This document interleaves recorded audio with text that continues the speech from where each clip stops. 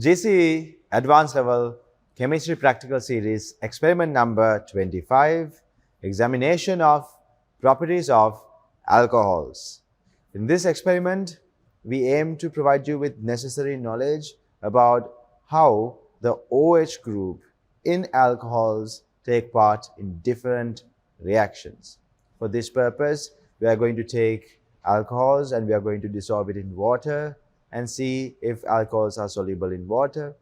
And then we will take litmus paper and try to see if litmus paper changes color in the presence of alcohols. And then we are going to react alcohols with sodium carbonate to see if there's a reaction. We have potassium permanganate, potassium dichromate as oxidizing agents. We are going to observe how alcohols react with these oxidizing agents. And finally, we are going to react alcohols with carboxylic acids to see if we can form esters. So in this experiment, we aim to give you this knowledge about how the OH group in alcohols take part in different reactions. Now, let's move on to identifying different reagents and equipment we will be using for this practical. Students, what we have here are the reagents and the equipment we will be using for this experiment. So let's take a look at them. We will be using methanol or methyl alcohol. We have ethanol here or ethyl alcohol. We have butanol, also known as butyl alcohol. We have benzyl alcohol. We have acetic acid or ethanoic acid. We have salicylic acid over here. We have sodium carbonate. We have potassium dichromate, potassium permanganate. Over here we have bromine water, concentrated sulfuric acid, dilute sulfuric acid, and we have some distilled water here. Apart from that, we will be using some litmus paper. We have here blue litmus paper and red litmus paper. We will be using a stirrer, a test tube holder, a retort stand, and we will be using a beaker, and we will be having some water in the beaker, and we will be warming it up to use this setup as a water bath. So what you see here is a setup of a water bath we have fixed. We will be using test tubes placed on a test tube rack. So these are the main equipment and the reagents we will be using for this experiment. Now, let's move on to the first part of our experiment. Students, in the first part of our experiment, we are going to observe the solubilities of different alcohols in water. As you know, when it comes to alcohols, if you have a larger carbon chain, the solubilities of those alcohols are going to be less, and alcohols with smaller number of carbon atoms will dissolve well in water. Alcohols are made out of an alkyl group and an OH group connected to the alkyl group. An OH group is a polar group which will allow the alcohol to dissolve in a polar solvent like water.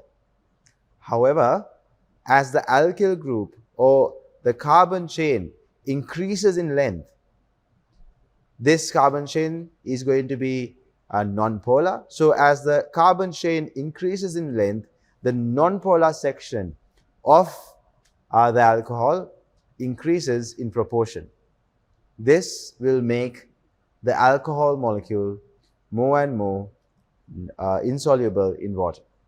So smaller alcohols such as methanol, ethanol, propanol will dissolve well in water. Actually, these alcohols dissolve in any ratio with water. However, alcohols with a slightly larger carbon chain such as butanol and any other alcohol after that or especially alcohols containing a benzene ring are not going to be very soluble in water. So we are going to observe that here in this experiment. Let's take small portions of methanol, ethanol and butanol first. So we have our methanol here. We will take a small amount of methanol into a test tube. We'll use a dropper to take a small amount of methanol.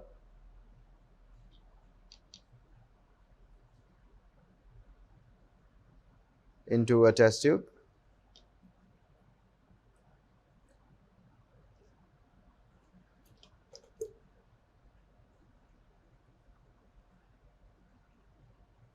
Now students, you can observe the appearance of methanol. Methanol is a clear liquid. It does not have a color. It is a clear liquid. We will close the methanol bottle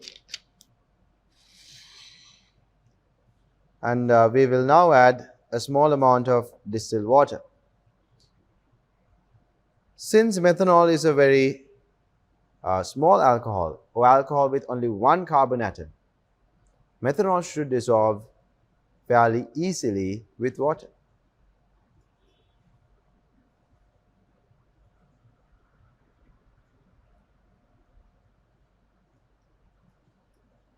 And as you can see, when you add water, there was no layer separation.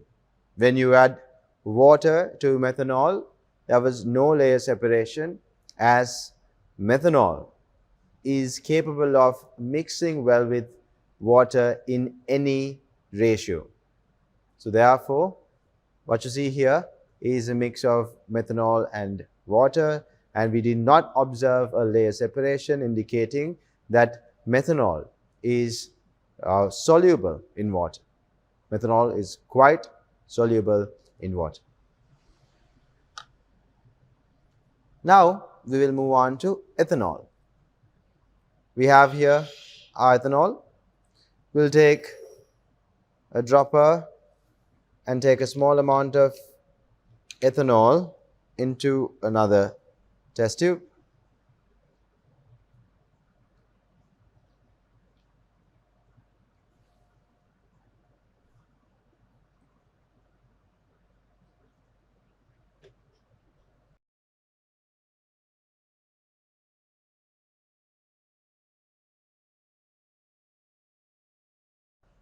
Now students, you can observe the appearance of ethanol as well.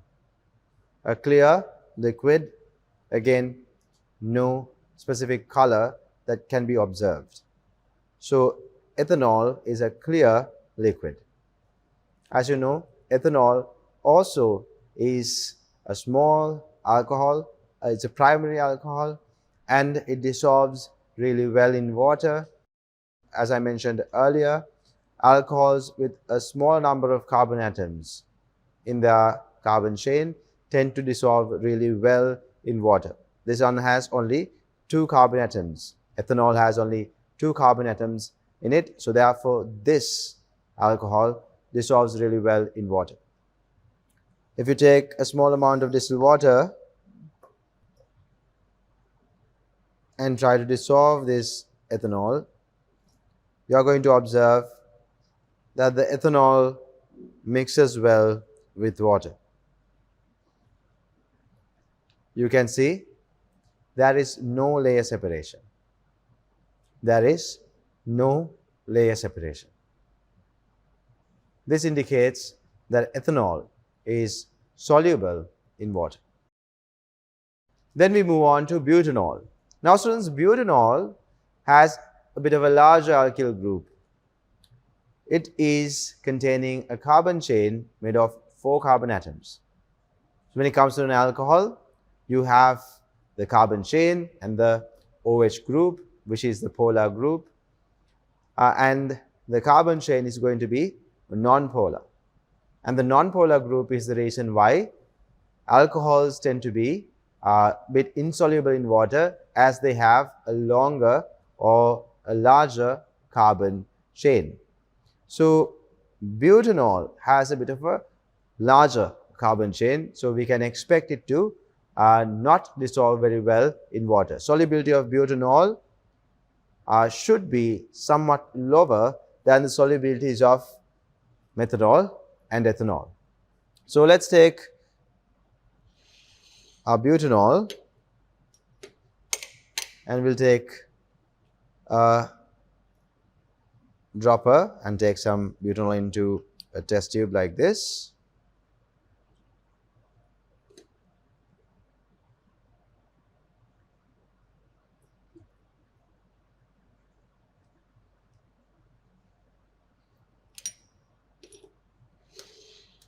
As you can see, students, when it comes to butanol also, it's a clear liquid. You do not see any cloudy nature here and you do not see a color. Butanol is a clear liquid. And to this, we are going to add some water. And as we add water, we can see if butanol is soluble in water.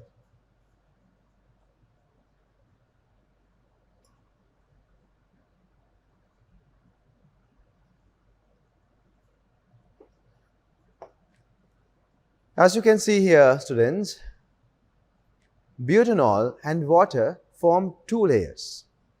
Butanol and water form two layers. They are not very soluble in one another. Butanol, like I mentioned earlier, has a larger carbon chain and has become less soluble in water compared to other alcohols that has a low number of carbon chains such as methanol, ethanol and propanol. Butanol, however, has started to show somewhat of an insolubility in water. Actually, the solubility of butanol is ranging around 7 to 8 grams per 100 milliliters of water.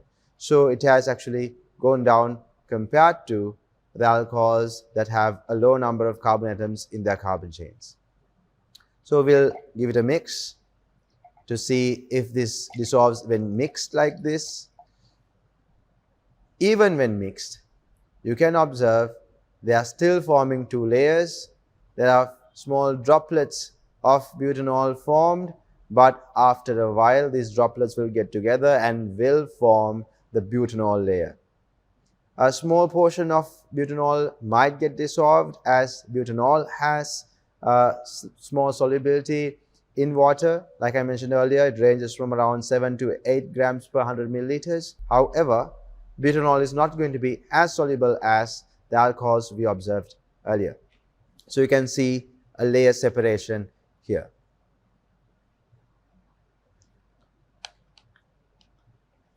Now students, we move on to another alcohol. Now this alcohol has an aromatic group in it. This alcohol is benzyl alcohol.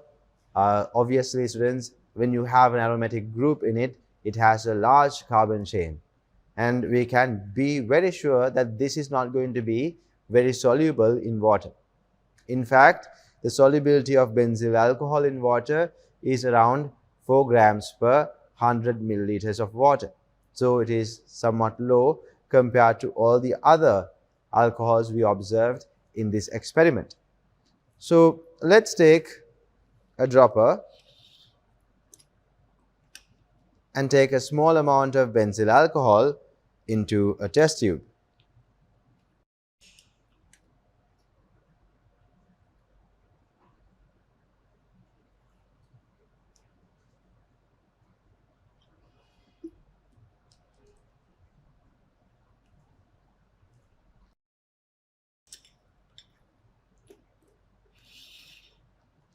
As you can see students, benzyl alcohol is also a clear liquid, has a slight yellowish hue to it. However, it's a clear liquid.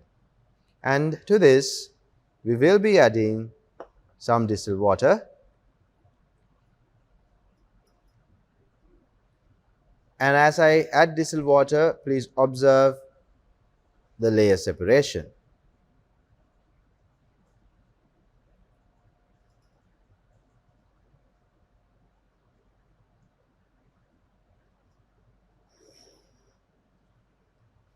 Now, you can see since benzyl alcohol has a higher density, it has sunk to the bottom, and we have our water layer on top of the benzyl alcohol layer.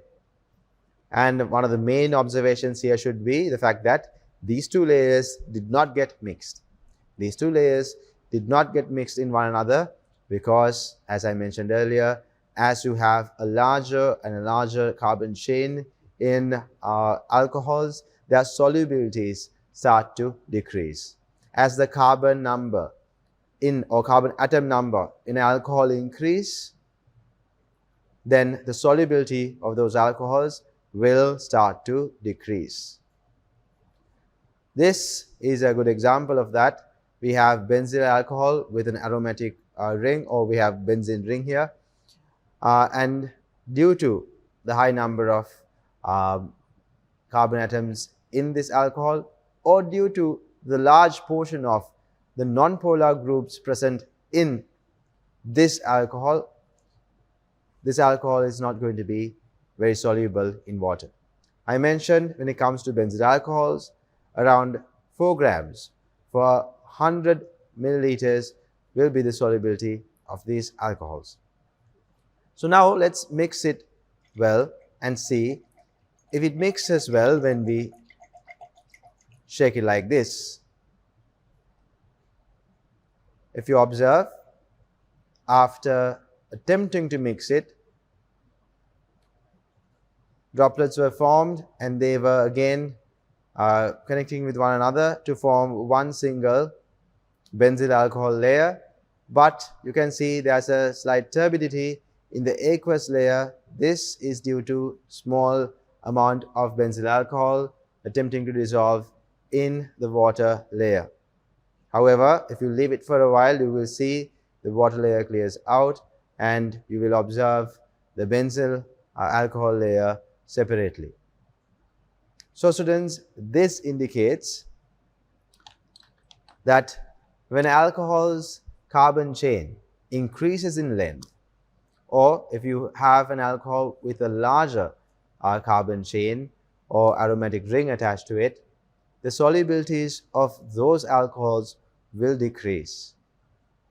Alcohols containing a very small carbon chain, such as methanol, ethanol, and propanol, will dissolve in water in any proportion, in any ratio.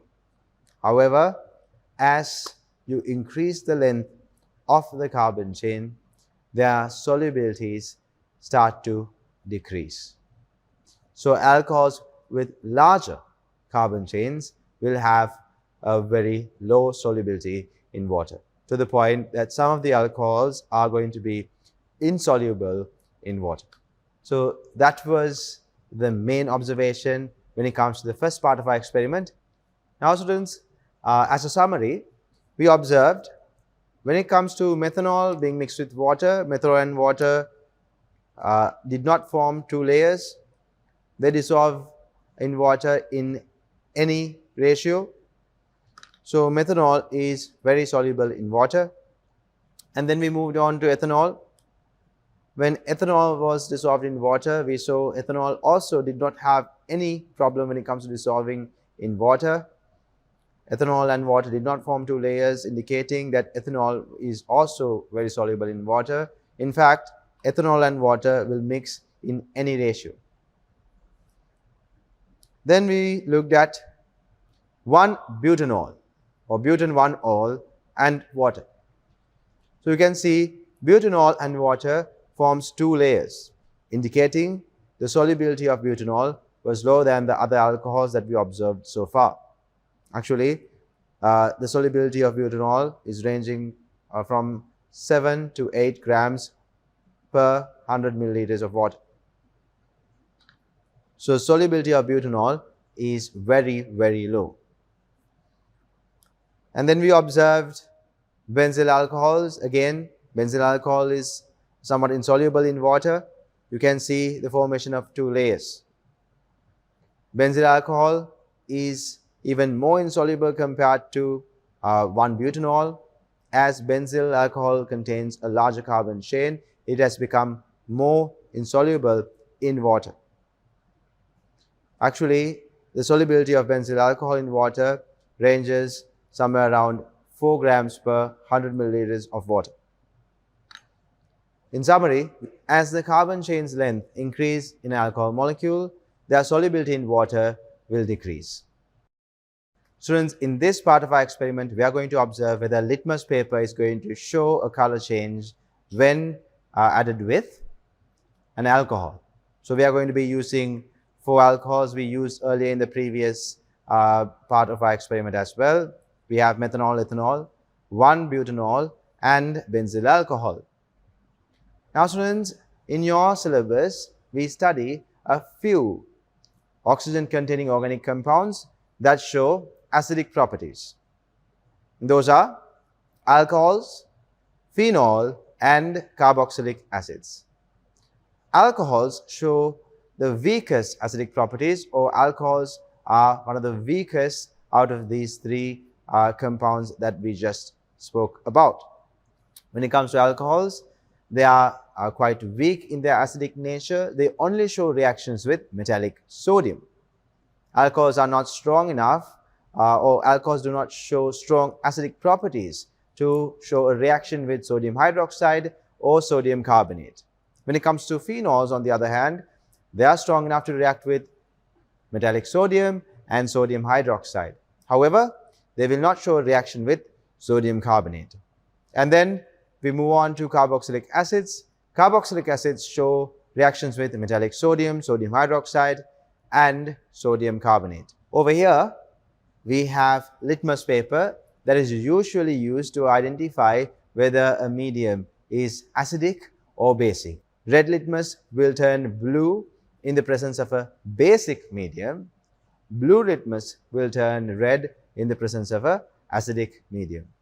So we are going to add a few drops of alcohol that we have in front of us to each of these red and blue litmus papers. We have here a setup where we have a red and a blue litmus paper in a petri dish, and we are going to add a drop of each of these alcohols onto both a red and a blue litmus paper if we can observe a color change in them.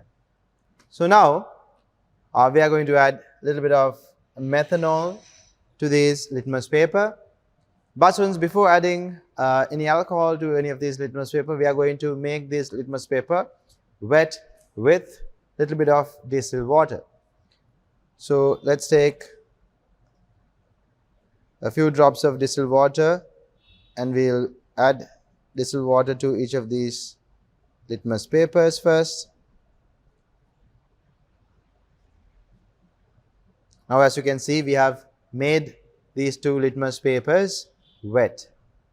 After that, we are going to take small amount of methanol, and we are going to add a few drops of methanol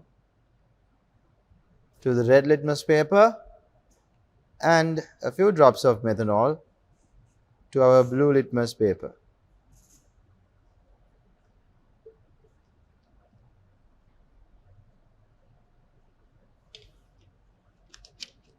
As you can see, students, when we added methanol to both of these litmus papers that were made wet with water, you did not observe a color change. You did not observe red litmus paper turning to a blue color, or we did not observe the blue litmus paper turning to a red color. You can see the blue color in the blue litmus paper and the red color in the red litmus paper still persists. It did not change upon the addition of methanol. If you want to have a closer look, you'll be able to observe it here.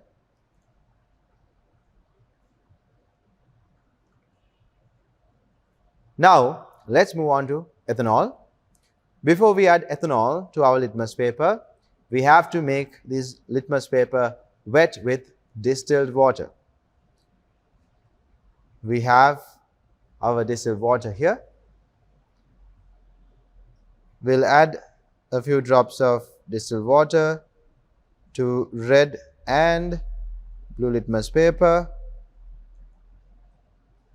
making them wet.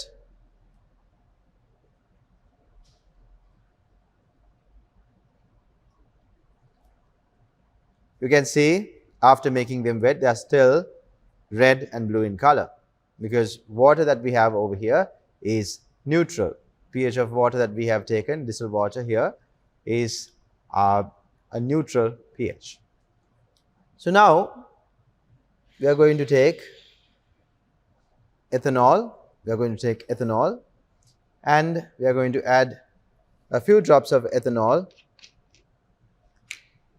to our litmus papers that are now made with distilled water. So I'm going to take a little bit of ethanol, and as you can see, I'm adding a few drops of ethanol to the red litmus paper, and now a few drops of ethanol to our blue litmus paper.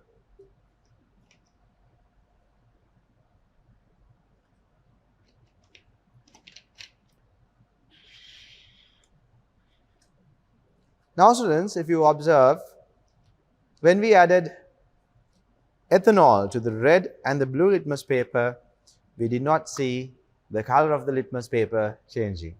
The color of the litmus paper remained what it was. Red litmus paper remained red and blue litmus paper remained blue.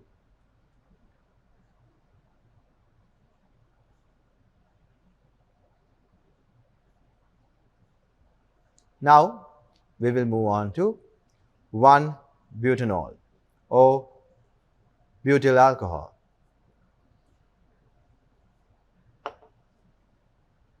We have butyl alcohol here and we have our distilled water here. We will take a drop or two of distilled water and we will make our litmus papers wet with water first, and then after making our litmus papers wet with water, we can move on to adding a small amount of butanol. Now students, let's add a drop of butanol to our red litmus paper, and we will add a few drops of butanol to our blue litmus paper as well.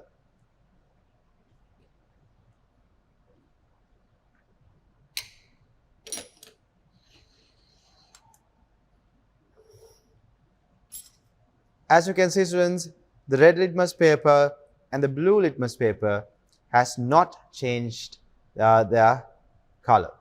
Red and blue litmus paper did not change their color. This indicates that the butanol alcohol was neutral when it comes to forming an aqueous solution. So aqueous alcohol mediums are neutral. As we saw, litmus papers did not change their color when we added alcohols onto the litmus paper.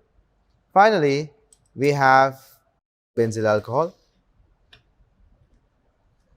Benzyl alcohol is not very soluble in water. We can directly add benzyl alcohol to see if there is going to be any change in the color of our litmus paper.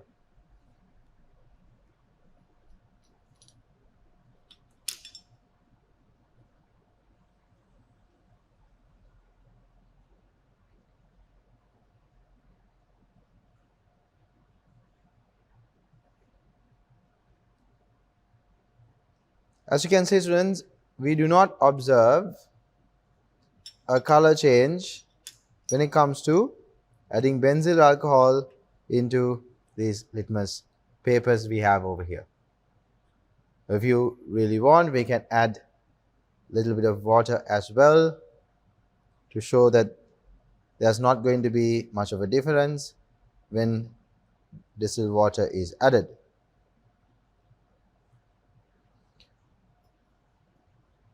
So we observe when alcohols are added to litmus paper, there is no color change in the litmus paper. If the litmus paper was originally red in color, we didn't see it turning into a blue color. You saw that in these scenarios. And when it comes to blue litmus paper also, it didn't change into a red color. Although we know alcohols are acidic in nature and shows reactions with sodium, we also know the acidity of alcohols is considerably low. If you take aqueous solutions of alcohols, their pH is somewhere around pH 7, which is a neutral pH. So therefore, you will not be able to see a color change in our litmus paper. So keep in mind, students, you cannot identify the presence of an aqueous solution of alcohol with the use of litmus paper, because aqueous solutions of alcohols are going to have a neutral pH. Now, just to take it a step further to give you an understanding of what sort of color change can be expected when a strong acid and a base is reacted with pH paper, we are going to add a drop of strong acid and strong base to these sets of litmus paper we have here.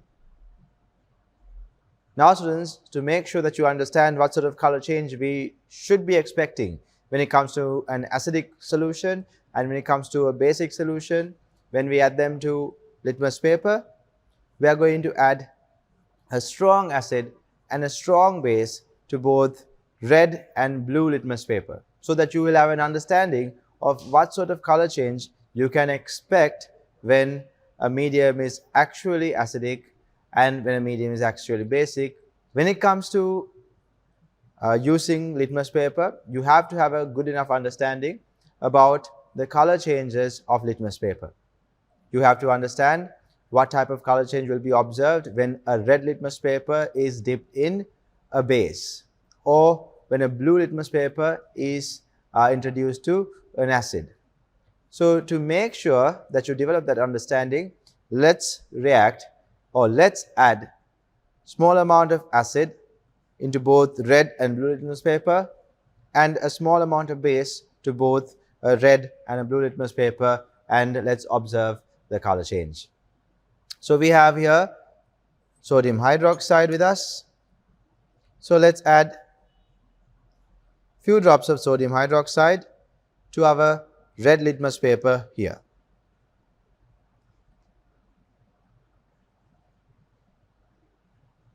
You can see how the red litmus paper started changing color. It's a very prominent color change. If you add sodium hydroxide to blue litmus paper, since blue litmus paper will turn red in the presence of acids, and since we added a base, blue litmus paper didn't show a color change, because blue litmus paper is normally used to identify the presence of an acid, and what we added here was a base, sodium hydroxide. So you can very clearly see when we add a base to red and blue litmus paper, what sort of color change we are expecting. And then we have another set of red and blue litmus paper, and to this we are going to be adding dilute acid. We have sulfuric acid here. Let's add a little bit of sulfuric acid to the red litmus paper.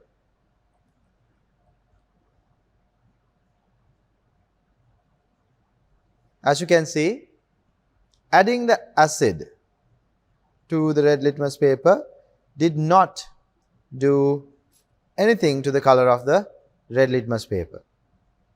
Red litmus paper remained red in color. So now let's add a small amount of this dilute acid to blue litmus paper.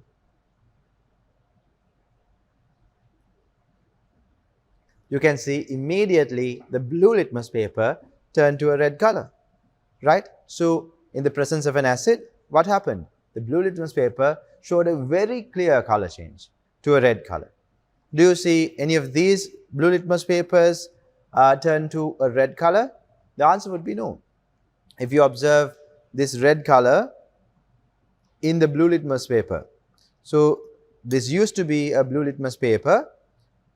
This used to be a blue litmus paper. Now it is completely red. Do you observe a red color in any of these blue litmus papers? No. This indicates that alcohols were not acidic enough to turn the blue litmus paper into a red color. So students, with that we can conclude this part of our experiment, which is identifying whether alcohols are acidic enough to show a color change with litmus paper, and we realize alcohols are not acidic enough to show a color change with litmus paper. Litmus paper will not change their color when added with alcohols. This is due to the fact that alcohols are extremely weak acids, and aqueous solutions of alcohols are neutral in their pH. So therefore, litmus paper cannot show a color change. Now let's move on to the next part of our practical. In this part of our experiment, we are going to react sodium carbonate with the different alcohols we have in front of us. As you know, students, alcohols are acidic in nature. So when you react an acid with sodium carbonate, there will be a reaction where the carbonate ions will receive an H plus and will turn into a carbonic acid. Carbonic acid is unstable, so therefore it will decompose to produce water and carbon dioxide gas. You are going to see the formation of effervescence when you react sodium carbonate with an acid. Now, as you know, alcohols are not very acidic. So we are trying to observe here whether alcohols are capable of reacting with sodium carbonate to give carbon dioxide bubbles, or whether they are capable of reacting with sodium carbonate to produce effervescence. However, we do know for a fact that we use sodium carbonate to identify the presence of a carboxylic acid. So when you have a carboxylic acid, if you add sodium carbonate to the mix, you will see the formation of bubbles due to carboxylic acids reacting with sodium carbonate. I just want to remind you that sodium carbonate is usually used to identify the presence of a carboxylic acid. However, alcohols are quite weak when it comes to their acidic properties. So we are going to now observe if alcohols will give a reaction with sodium carbonate. So we have our sodium carbonate here, and we are going to take small samples of sodium carbonate into each of these petri dishes we have in front of us.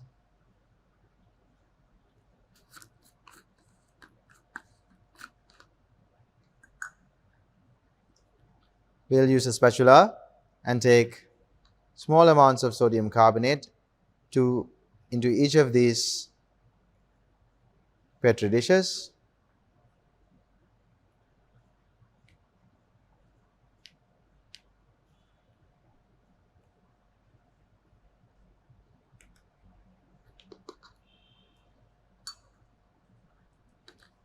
And now students, after taking sodium carbonate into each of these petri dishes, all that I have to do is add the alcohols that we have in front of us. We have methanol, ethanol, 1-butanol and benzyl alcohol. So we can first take methanol and add a few drops of methanol into our sodium carbonate. So let's take a dropper and let's take a small amount of methanol, and let's add a few drops of methanol to observe if any effervescence is produced. As you saw, when I added methanol, there was no indication of any gas being formed. So did sodium carbonate react with methanol? According to our observation, sodium carbonate and methanol did not show us a reaction, because you can't see the formation of a gas here. There was no gas produced here. So sodium carbonate and methanol did not show us a reaction. Now we can move on to ethanol. We have ethanol here. We'll take another dropper and we'll take a small amount of ethanol,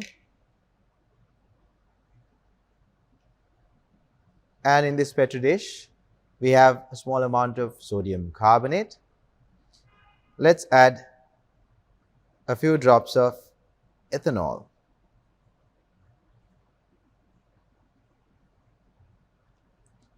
Do you see formation of a gas here? Do you see any bubbles, or do you observe effervescence in this petri dish? The answer would be no. You do not see any bubbling happening here in this particular setup. So sodium carbonate and ethanol did not give us a reaction. So sodium carbonate and ethanol doesn't react with one another. This tells us that ethanol is not strong enough of an acid to react with sodium carbonate. And we can say the same about methanol. Methanol and ethanol both did not react with sodium carbonate. This indicates that they are not acidic enough, or they are not strong enough when it comes to reacting with sodium carbonate. So they are not strong in their acidic properties to show a reaction with sodium carbonate.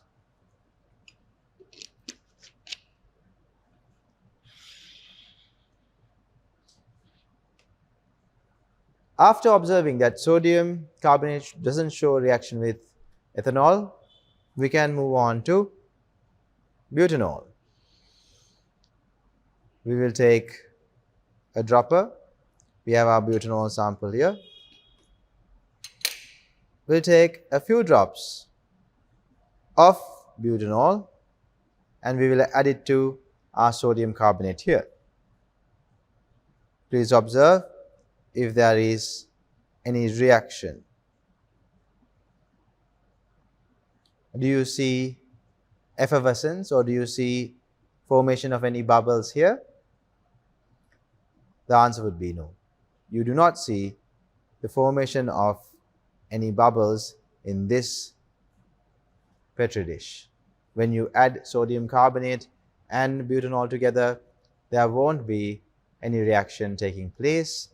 This is because, again, butanol is not acidic enough to show a reaction with sodium carbonate.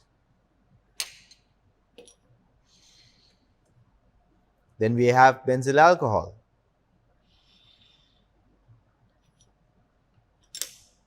Let's add a few drops of benzyl alcohol. Let's add a few drops of benzyl alcohol to our sodium carbonate that we have here.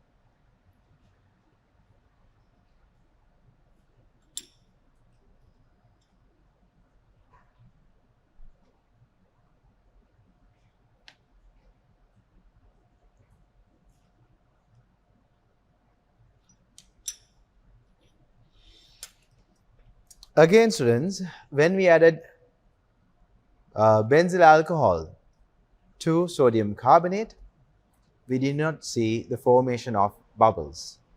This would indicate that benzyl alcohol was also not acidic enough to react with sodium carbonate. With this, I can now disclose the fact that alcohols are not acidic enough to react with sodium carbonate. Alcohols and sodium carbonate will not show a reaction no matter what the alcohol we use. You will not see a reaction between alcohol and sodium carbonate. This is because alcohols, as I mentioned earlier, are weak acids. They are not going to be able to show any reaction with sodium carbonate. Not only that, alcohols will not show a reaction with sodium hydroxide as well. They are not acidic enough to show a reaction with sodium hydroxide, but alcohols are acidic enough to show a reaction with metallic sodium.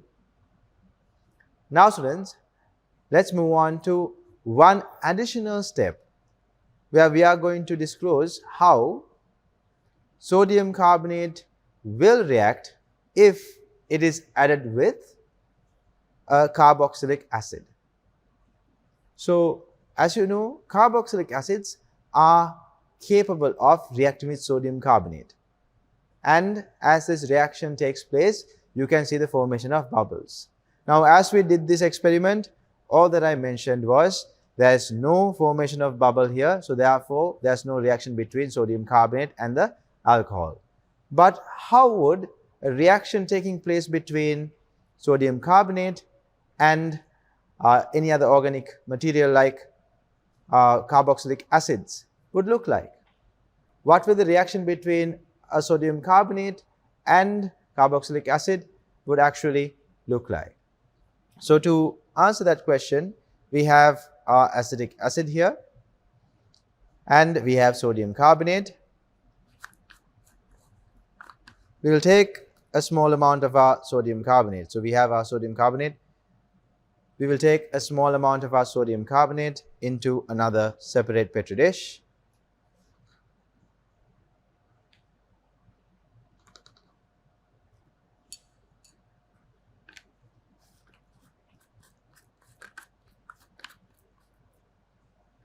And to this sodium carbonate, we are going to add carboxylic acid, specifically acetic acid or ethanoic acid. So, now when we add the ethanoic acid, you are going to see formation of bubbles. So, we did not observe bubble formation when it comes to reacting sodium carbonate and alcohol, and you are required to know what bubble formation is going to look like when an acid reacts with the sodium carbonate that we have in front of us. So, let's take our acetic acid or ethanoic acid sample here, and let's add a few drops of acetic acid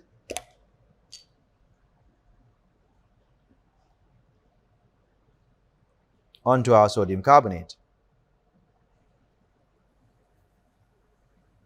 You can see formation of bubbles. This is the observation that confirms that sodium carbonate has reacted with an acid. Now, let's add a little bit more acetic acid to this sodium carbonate. You can very clearly see the formation of bubbles in this. This indicates that there is a reaction between sodium carbonate and acetic acid.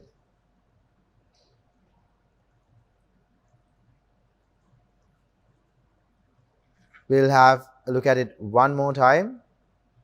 We'll take a watch glass. We'll add a small amount of sodium carbonate to the watch glass.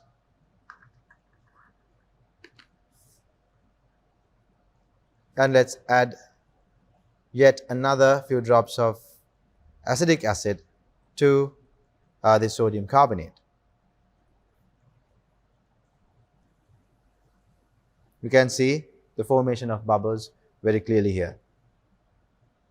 We did not see this particular observation when it comes to reacting sodium carbonate with any of the alcohols here. This indicated that these alcohols did not show a reaction with sodium carbonate.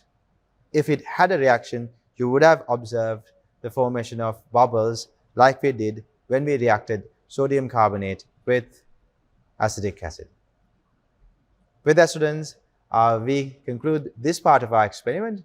We will now move on to the next part of our experiment.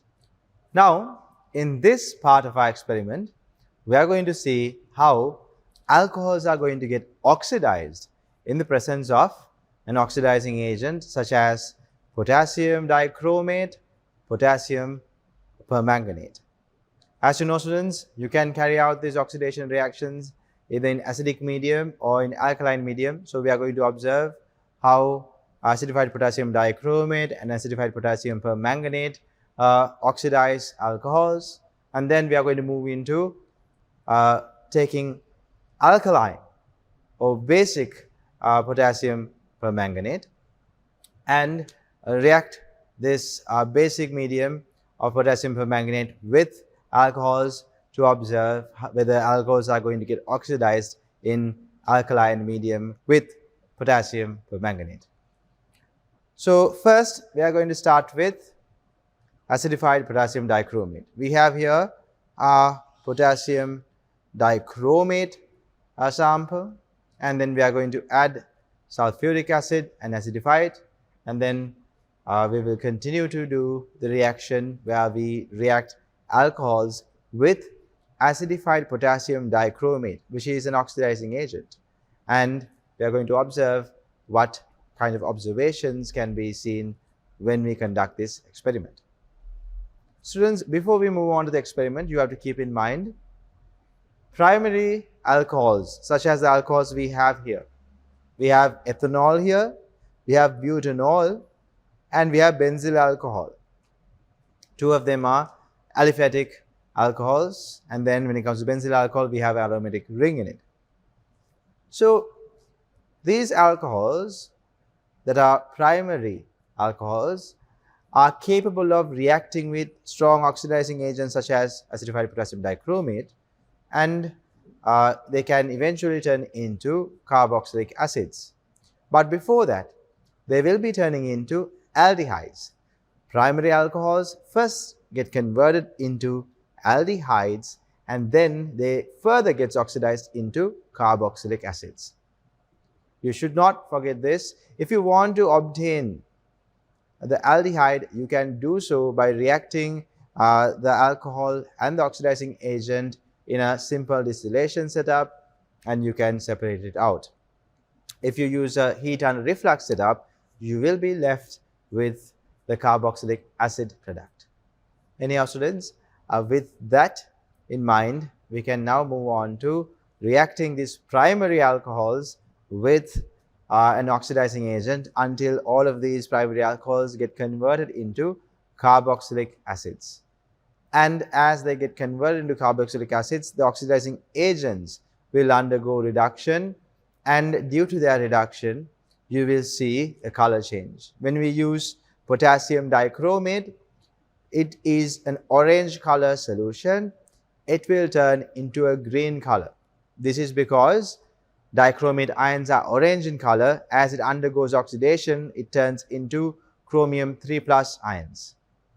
Chromium 3+ ions form a complex with water ligands and the sulfate ligands in the medium to form a green color.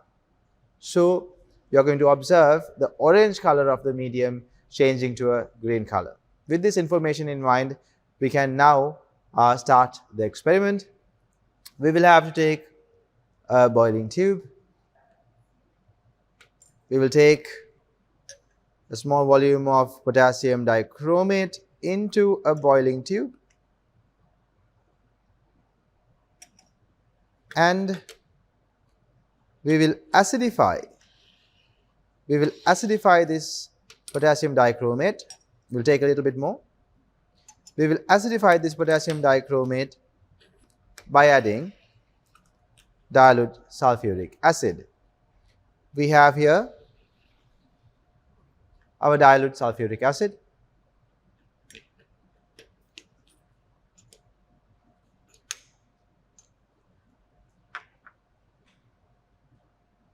We'll add a small amount of dilute sulfuric acid to acidify this solution.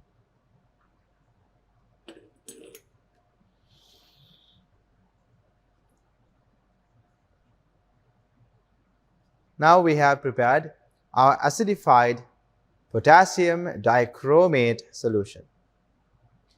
Since we have 3 alcohols here, we are going to take small portions of this potassium dichromate into 3 separate test tubes.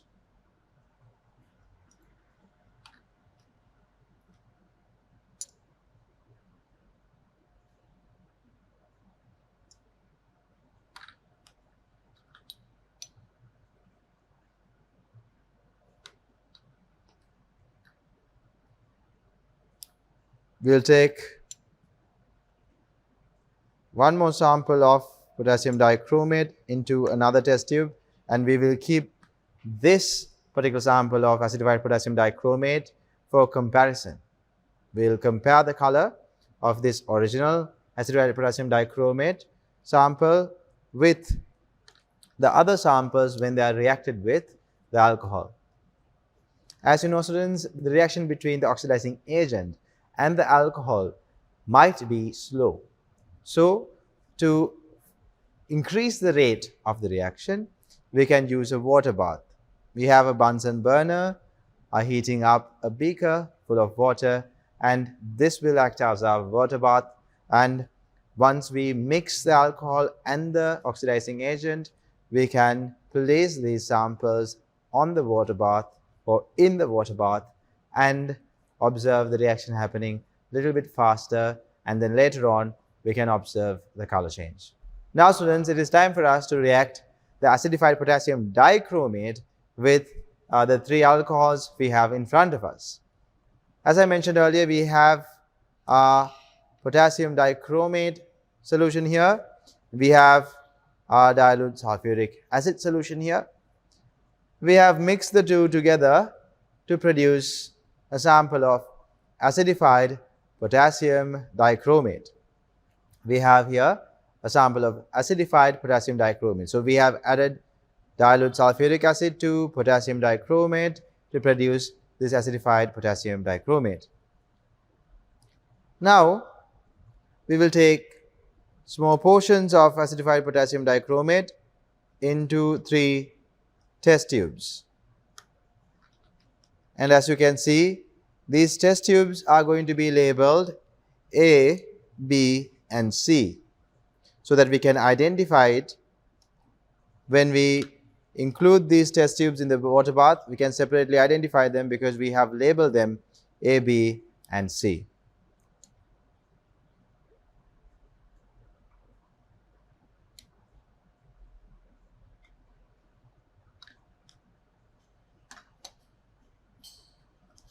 And to a separate test tube, we will take a small portion of acidified potassium dichromate for comparison. We will keep this test tube as a control without adding anything to it. We will compare the color of the acidified potassium dichromate of this test tube with all the other test tube as the reaction proceeds. So, now students, to test tube A, I am going to take ethanol. To test tube B, I am going to take 1-butanol. And to test tube C, I am going to take benzyl alcohol. So, ethanol and butanol are aliphatic alcohols, and benzyl alcohol is going to be an aromatic alcohol. We will take ethanol.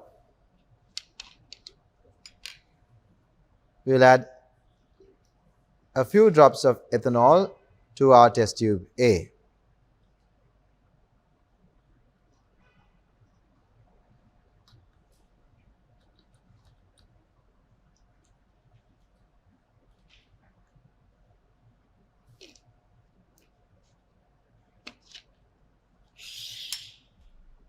As you can see, as soon as we add ethanol into our test tube containing acidified potassium dichromate, there is no drastic change observed. However, slowly the color of acidified potassium dichromate solution is starting to turn into a green color. But at room temperature, this reaction is happening very slowly. So, let's place this in a water bath and see the actual color change that takes place when the dichromate ions turn into chromium 3+ ions.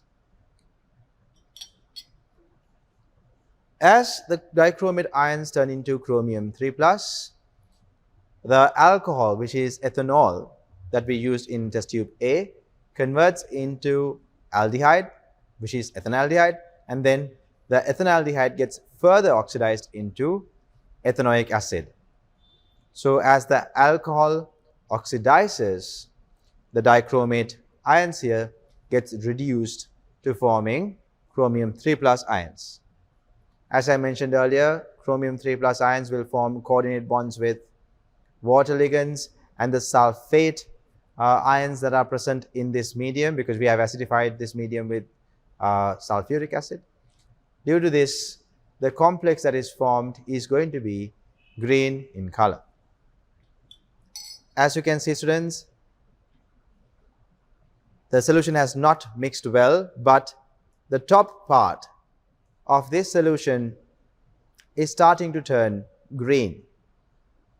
And since we haven't mixed it really well, still the bottom part of this solution is orange in color.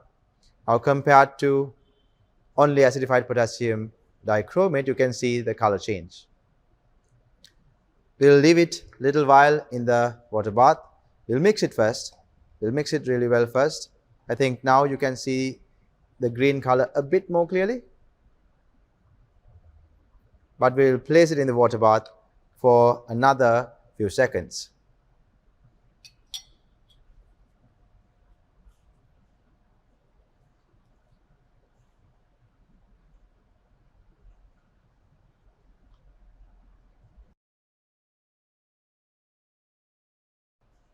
We can very clearly see the solution has turned to a green color. So we had our ethanol reacting with acidified potassium dichromate, and now the dichromate solution has changed its color from orange to a green color that you observe here. We can now move on to butanol. So into this test tube labeled B, we are going to add a small amount of butanol. We have our butanol here. We'll add only a few drops of butanol into this mixture. As you can see, when butanol is added to this acidified potassium dichromate solution, they are forming two layers. As butanol doesn't dissolve in water, and this is an aqueous solution, you can see the acidified potassium dichromate layer and butanol layer separately. We will mix them a little bit, as much as we can, and to observe whether acidified potassium dichromate is capable of oxidizing butanol. Now, after mixing it really well, let's place this in a water bath to increase the rate of the reaction and observe this orange color that we observe in this solution changing into a green color.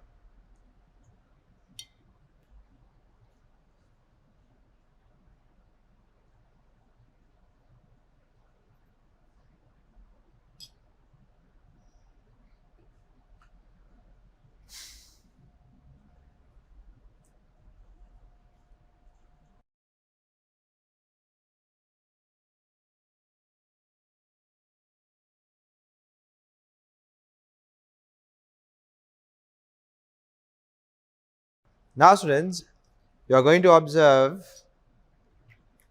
that this solution is no longer orange.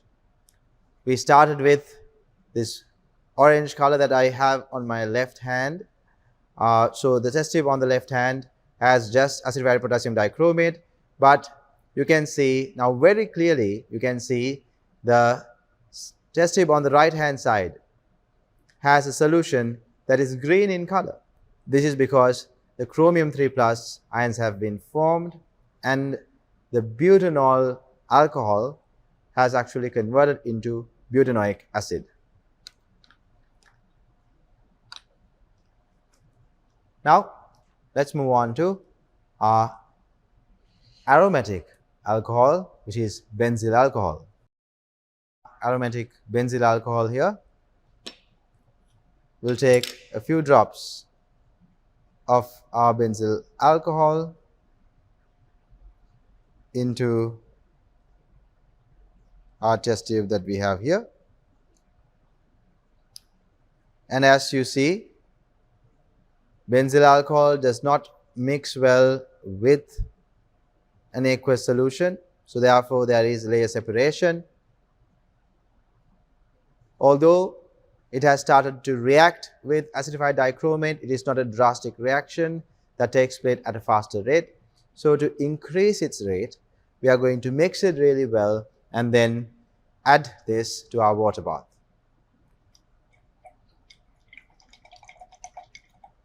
As you can see, it doesn't mix really well with an aqueous medium. However, we are going to, after mixing it thoroughly, we are going to add it into our water bath, and we are going to wait till it reacts with acidified potassium dichromate and changes its color from orange to green. And as this happens, the benzyl alcohol gets converted into benzoic acid. Benzyl alcohol converts into benzoic acid. So this is an oxidation reaction. And benzoic acid is not soluble in water. So therefore, you will be able to see benzoic acid precipitating out as a white color precipitate.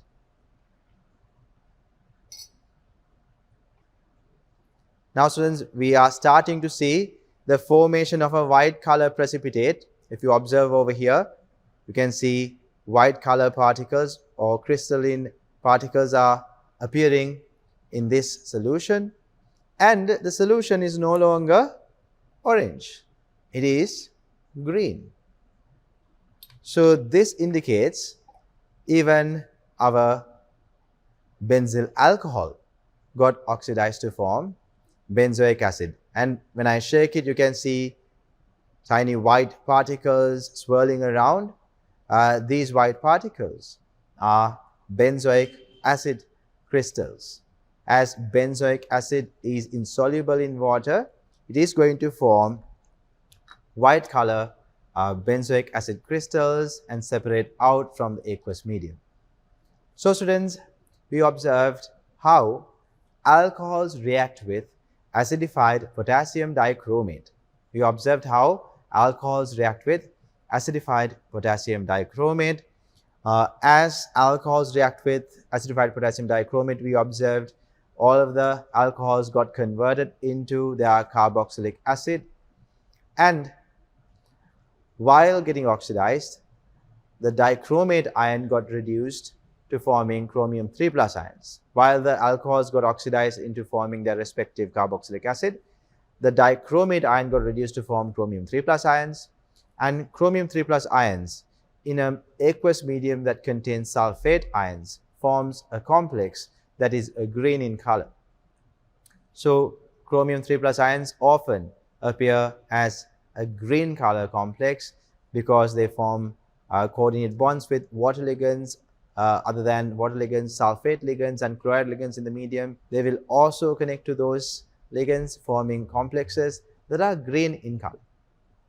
A hexa aqua chromium 3 complex is going to be violet in color. However, since we have sulfate ions in the medium, it is not going to form a hexa aqua chromium 3 plus or chromium 3 complex. It will form coordinate bonds with water ligands along with sulfate ligands, forming green color complexes that you observed a little while ago. Now, let's move on to the second part of this experiment with oxidizing agents. We will now use acidified potassium permanganate and observe how alcohols get oxidized in the presence of acidified potassium permanganate. Now, in this part of our experiment, we are going to see how alcohols react with acidified potassium permanganate. As you may know, acidified potassium permanganate is a very good oxidizing agent, and we actually see it being used for many reactions when you are studying organic chemistry. So we have here our potassium permanganate solution. We can take a small amount of our potassium permanganate solution into a boiling tube.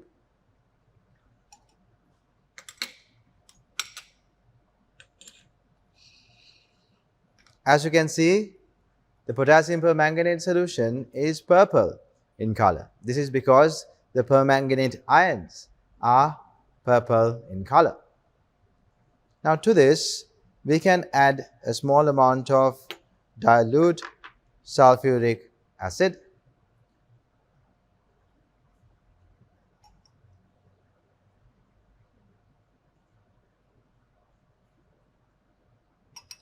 Now we have added a small amount of dilute sulfuric acid and made this potassium permanganate solution acidic.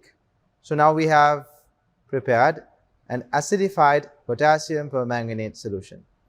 To ensure that it mixed really well, we will transfer it to another boiling tube back and forth like this, so that we can ensure that it has mixed really well. Now, like we did in the previous experiment, we will take small portions of this acidified potassium permanganate solution into 3 different test tubes.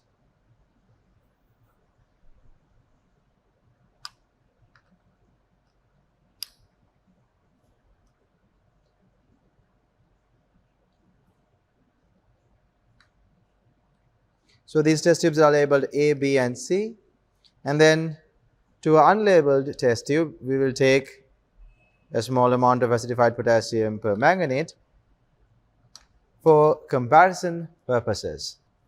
And now everyone, we have taken equal portions of acidified potassium permanganate into each of these test tubes, and now we are going to add the alcohol to each of these test tubes. Keep in mind, when alcohol is reacting with acidified potassium permanganate, it gets reduced, the acidified potassium permanganate gets reduced to Mn2+. So the MnO4 minus ion or the permanganate ion is the reason that you observe this purple color in this acidified potassium permanganate solution. This purple color is due to MnO4 minus ion or permanganate ion. When the permanganate ion gets reduced, when the alcohol gets oxidized to the aldehyde and then the aldehyde gets oxidized to the carboxylic acid, when this reaction is happening, the permanganate ion gets reduced to Mn2+. So to repeat what I just said, when we are adding a primary alcohol to acidified potassium permanganate, the primary alcohol first gets oxidized to form an aldehyde, and then it further oxidizes to form a carboxylic acid. As I mentioned earlier, if you take a secondary alcohol, it will get oxidized to a ketone. Tertiary alcohols will not show a reaction with oxidizing agents such as acidified potassium permanganate. So as the alcohol gets oxidized, the potassium permanganate or the permanganate ions in the solution gets reduced to Mn2+. And as you know, the color of Mn2+ aqueous ion solutions are referred to as a pale pink color. But in a lab environment, observing this pale pink color of Mn2+ ions is quite difficult, as this pale pink color is very low in its color intensity, and only at really high concentrations of Mn2+ we can observe this pale pink color. So majority of the time, when permanganate ions gets reduced to Mn2+, the color change would be from purple to colorless. So permanganate ions are considered to be purple in color, and Mn2+ aqueous ion solutions are going to appear colorless. So when it comes to our alcohols reacting with this acidified potassium permanganate as well, we are going to observe these color changes. This purple color solution should turn colorless. Now to test tube A, let's add our ethanol solution. We have our ethanol solution here. We'll take a clean dropper and we will add a few drops of ethanol to our acidified potassium permanganate solution.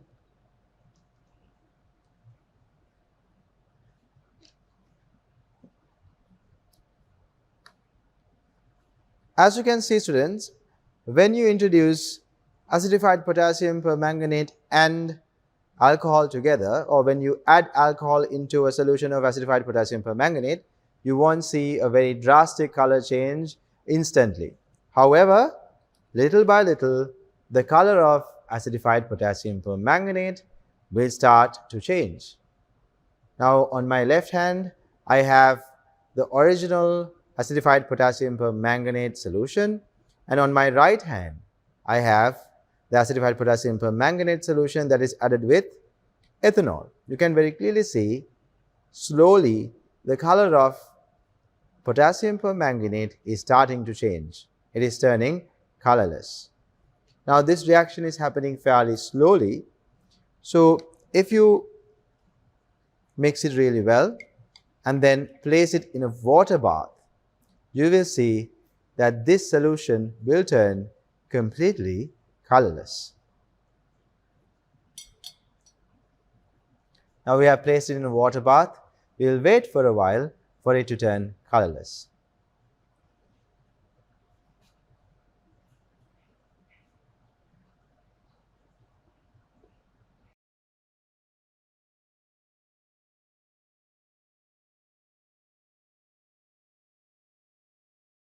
Now students, within a matter of few seconds or close to a minute, we can now observe that the acidified potassium permanganate had a purple color initially, but when it was reacted with ethanol and heated with the use of a water bath, we can see the color of permanganate ions have completely disappeared. So again, for comparison, we will bring acidified potassium permanganate solution right next to this colorless solution. You can observe how the purple color has changed. This indicates that acidified potassium permanganate is capable of oxidizing ethanol.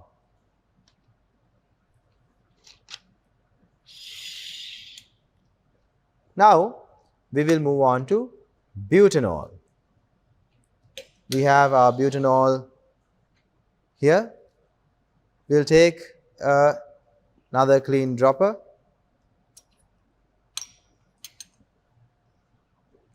and we'll take a small amount of butanol and add it to our test tube B, which again contains acidified potassium permanganate.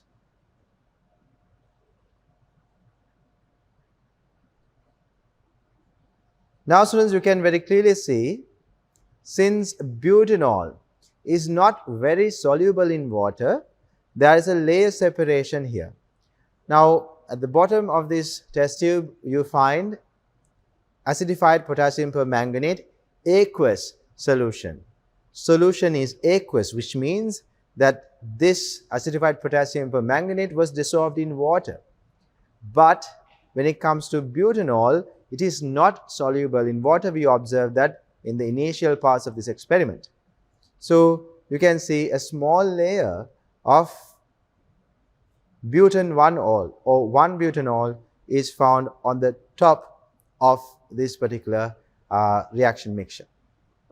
We can try to mix it, and as the butanol reacts with the acidified potassium permanganate, it will get used up. So you can see later on when the reaction is done, the amount of butanol found on the top layer will be less.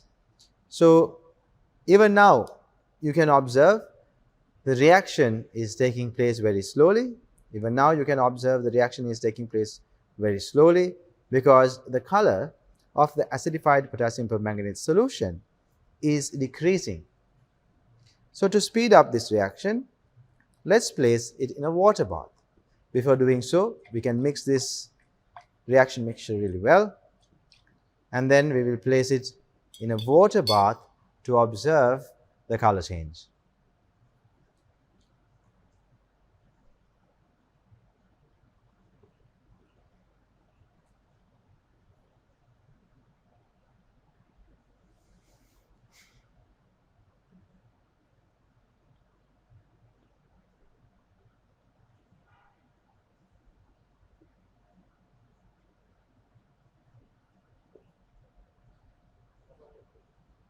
Students, we can see the color is changing from purple to colorless. So please observe how the color is changing inside this test tube that we have placed on the water bath.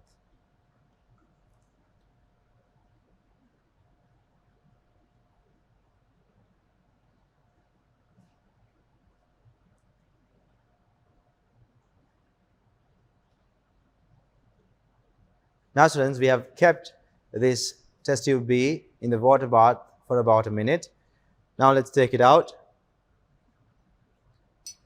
As you take it out, you can observe that this test tube now appears colorless. Earlier on, the potassium permanganate solution was purple in color, but now it has turned completely colorless. And you do not see two layers here. You do not observe two layers being present here. One of the reasons why you don't observe two layers is that I added only a small amount of butanol. And as butanol reacts with potassium permanganate, it converts into butanoic acid. Butanoic acid is more soluble than butanol in water. So when it comes to butanoic acid that is produced here, it dissolves in water to form a single layer. However, to demonstrate, if I have added more butanol, that additional amount of butanol would be present as a layer above our clear solution. As you can see, if I had added excess amount of butanol, then the unreacted amount of butanol would be present as a separate layer on top of our solution. So at the bottom we have the aqueous solution, and on the top we have the unreacted amount of butanol. Now let's go through the reaction that happened when it comes to reacting butan-1-ol or 1-butanol with potassium permanganate. As butan-1-ol or 1-butanol reacts with potassium permanganate, the alcohol will get oxidized to form the carboxylic acid, which is butanoic acid. And as you know, butan-1-ol and water does not mix really well. Their solubility is quite low. So when you add butan-1-ol and water together, there will be two layers. But as butanol reacts with acidified potassium permanganate, it will get used up and will form butanoic acid, which is more soluble in water than butanol. So therefore, the product that is formed here is dissolved in water. Therefore, you would not see a layer separation. So the only reason why you see a layer separation here is because I have added an additional amount of butanol after we took the test tube out of the water bath to indicate if there was excess amount of butanol, that they would form a layer. To indicate that they would form a layer, if excess amount of butanol was added, I have included an additional layer of butanol over here. Now let's move on to addition of benzyl alcohol to our acidified potassium permanganate solution here. We'll take a clean dropper and we'll add only a few drops of benzyl alcohol. We'll add about 4 to 5 drops of benzyl alcohol. So as you can see, upon addition of benzyl alcohol to potassium permanganate, the color of potassium permanganate has started to change. It was purple in color, but now you can see it is gradually turning colorless. And as you may recall, benzyl alcohol is not soluble in water. Benzyl alcohol is not very soluble in water, but as it reacts with acidified potassium permanganate, it will form a carboxylic acid, which is benzoic acid, and benzoic acid is not going to be very soluble in water either. It is going to precipitate out as a white color precipitate. So to observe this bit more clearly, we will place this in a water bath. Before we place it in a water bath, we will mix it really well. As you can see, as soon as I mix it, we can see the color of potassium permanganate disappear. To observe this bit more clearly, we will take a little bit of acidified potassium permanganate and add even a bit more. And you can see now, when acidified potassium permanganate was reacted with benzyl alcohol, it got oxidized to form benzoic acid. And if you observe here very clearly, the benzoic acid that is formed is not very soluble in water. Benzoic acid is insoluble in water. So therefore, it will precipitate out as a white color crystalline solid. Even right now, you can see a white color crystalline solid is dispersed in this aqueous medium. Around this area, you can see a white color crystalline solid dispersed in this aqueous medium because, as you may know, benzoic acid that is formed here due to oxidation of benzyl alcohol is not soluble in water. We did not have to heat this reaction up because this reaction was somewhat faster compared to the other two reactions. In this part of our experiment, we saw how acidified potassium permanganate would react with different alcohols. We reacted acidified potassium permanganate with ethanol, butanol, and benzyl alcohol. Ethanol, butanol, and benzyl alcohol. And in each of these cases, we observed that acidified potassium permanganate loses its color as the reaction takes place, as permanganate ions convert into Mn2+, we see a color change of purple to colorless. Permanganate ions were purple in color, Mn2+ ions are colorless. So as the alcohols get oxidized to form their respective carboxylic acids, the MnO4- ions get converted to Mn2+, which will appear colorless. When ethanol was reacted with potassium permanganate, it formed ethanoic acid. When butanol was reacted with potassium permanganate, it formed butanoic acid. Butanol produced butanoic acid. And when benzyl alcohol was reacted with acidified potassium permanganate, it formed benzoic acid, which was also insoluble in water, which led to the precipitating out of benzoic acid in the aqueous medium. And while these reactions were happening, the purple color of the acidified potassium permanganate solution turned to a colorless solution. Purple color turned to colorless. Now, with this information, we can move on to the next experiment where we will react each of these alcohols with potassium permanganate in alkaline medium. In this part of our experiment, we are going to be observing how each of these alcohols, primary alcohols, how each of these primary alcohols will react with potassium permanganate in an alkaline medium. So we are going to take our potassium permanganate solution that we have in front of us, and then we are going to add sodium carbonate to make it alkaline. So to make our potassium permanganate solution alkaline, we are going to add sodium carbonate. After making the potassium permanganate solution alkaline, we are going to add ethanol, butanol, and benzyl alcohol to each of these test tubes along with our alkaline potassium permanganate solutions. And we are going to heat these reaction mixtures with the help of our water bath, and we are going to observe the color change. Now keep in mind, students, unlike in acidic medium, potassium permanganate does not get reduced to Mn2+.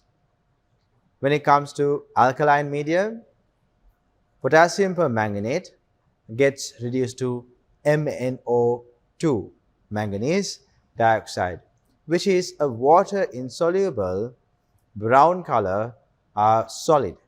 So because of this, the observation when we are oxidizing an alcohol with the use of alkaline potassium permanganate is not going to be the same as when we conducted this experiment with the use of acidified potassium permanganate. When it comes to the acidified potassium permanganate related experiment that we conducted in the previous section, we saw the color of the potassium permanganate solution change from purple to colorless. But when it comes to the alkaline medium, it is going to be from purple to forming a brown color precipitate.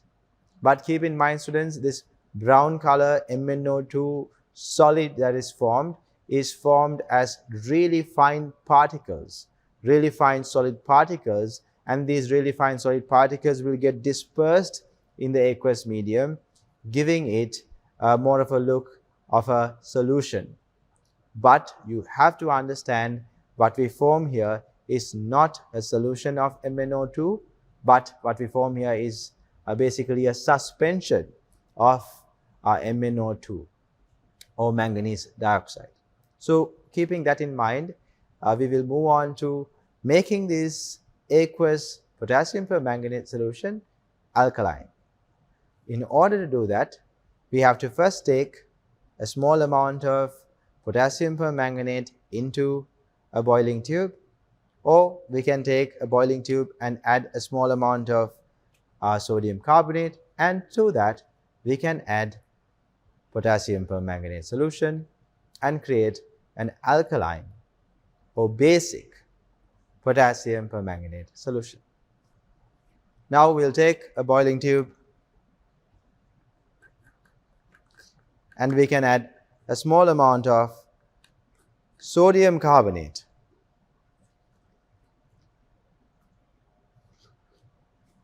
We can take a small amount of sodium carbonate into this test tube, into this boiling tube, and we can add potassium permanganate solution to this boiling tube now. So we have our aqueous potassium permanganate solution here. We will add potassium permanganate to the sodium carbonate that we have taken into our boiling tube.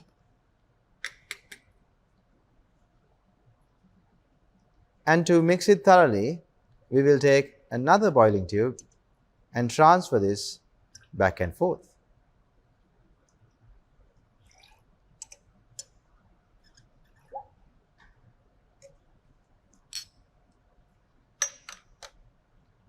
Now students, we have formed a potassium permanganate solution in alkaline medium.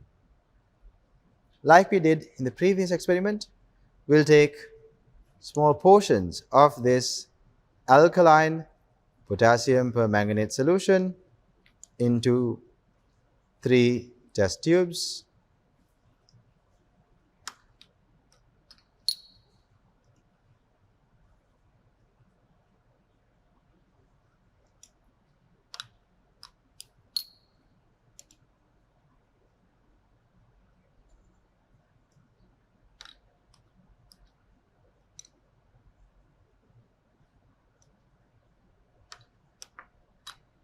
And for comparison, we'll take another test tube and we will add a small portion of our alkaline potassium permanganate solution, and we'll keep it on our test tube rack.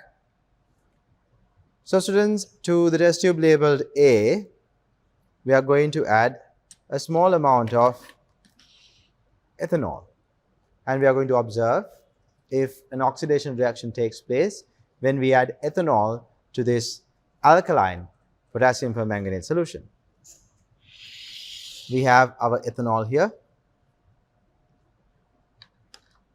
We will take a small portion or we will take a few drops of ethanol and we will add it to our alkaline potassium permanganate solution.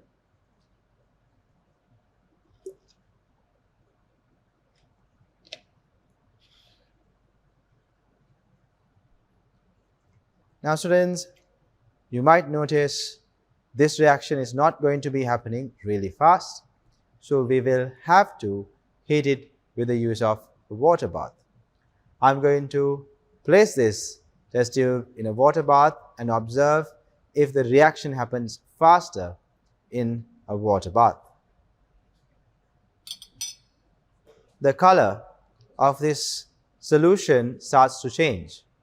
Now, original alkaline potassium permanganate solution was purple in color, but now you can see it has started to change. And if you observe closely, you can notice that it is turning into a brown color. It is turning into a brown color, and small particles of manganese dioxide are actually getting formed here.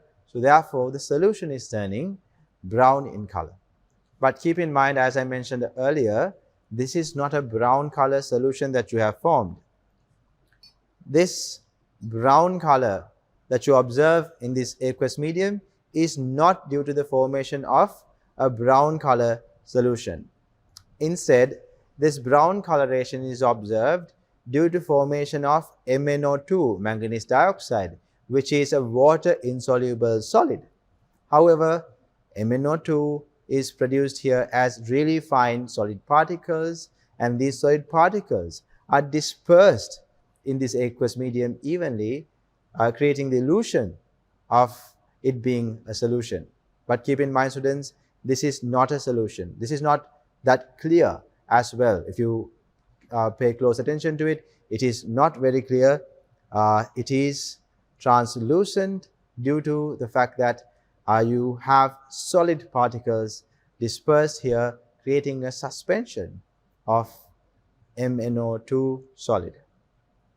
So this observation confirms that alcohols such as ethanol can get oxidized in alkaline potassium permanganate solutions. So what are the products that are formed here? Permanganate ions got converted into MnO2. Permanganate ions are purple in color. MnO2 is a brown color solid, which is insoluble in water. And what happened to the ethanol? Ethanol got converted into ethanoic acid, but keep in mind, students, this ethanoic acid is formed in alkaline medium. So the acid will react with the basic alkaline medium that we have here and will be forming a carboxylate anion. So what you have here as the alcohol oxidizes is the ethanoate ion. So the carboxylate ions get formed when you carry out an oxidation reaction with the help of alkaline potassium permanganate. In alkaline medium, you do not form the respective carboxylic acid. Instead, you will form the carboxylate anion. So over here, what you are observing is MnO2, manganese dioxide, and the ethanol actually converted into sodium ethanoate. Sodium ethanoate is present here. Now let's move on to the next alcohol. Now we will take our butanol and we will again take a clean dropper. We will take a small sample of butanol and we will add a few drops of butanol. We'll add a few drops of butanol to our alkaline potassium permanganate solution. And you might have noticed I took caution not to add too much butanol. This is because if you have certain amount of unreacted butanol, then you will observe this unreacted butanol as a separate layer after the color change has happened. So to avoid having that observation, we can add a few drops of butanol as our practical textbook suggests, and when the reaction proceeds, you will see this butanol that is separated out here as a layer on top of the alkaline potassium permanganate solution will get used up, and you will not have two layers formed here in this reaction mixture. After the reaction has gone to completion, you will not observe two layers if all of the butanol that I have added has reacted. Now students, before I place it in the water bath, I will mix it well, and then I will place it in our water bath.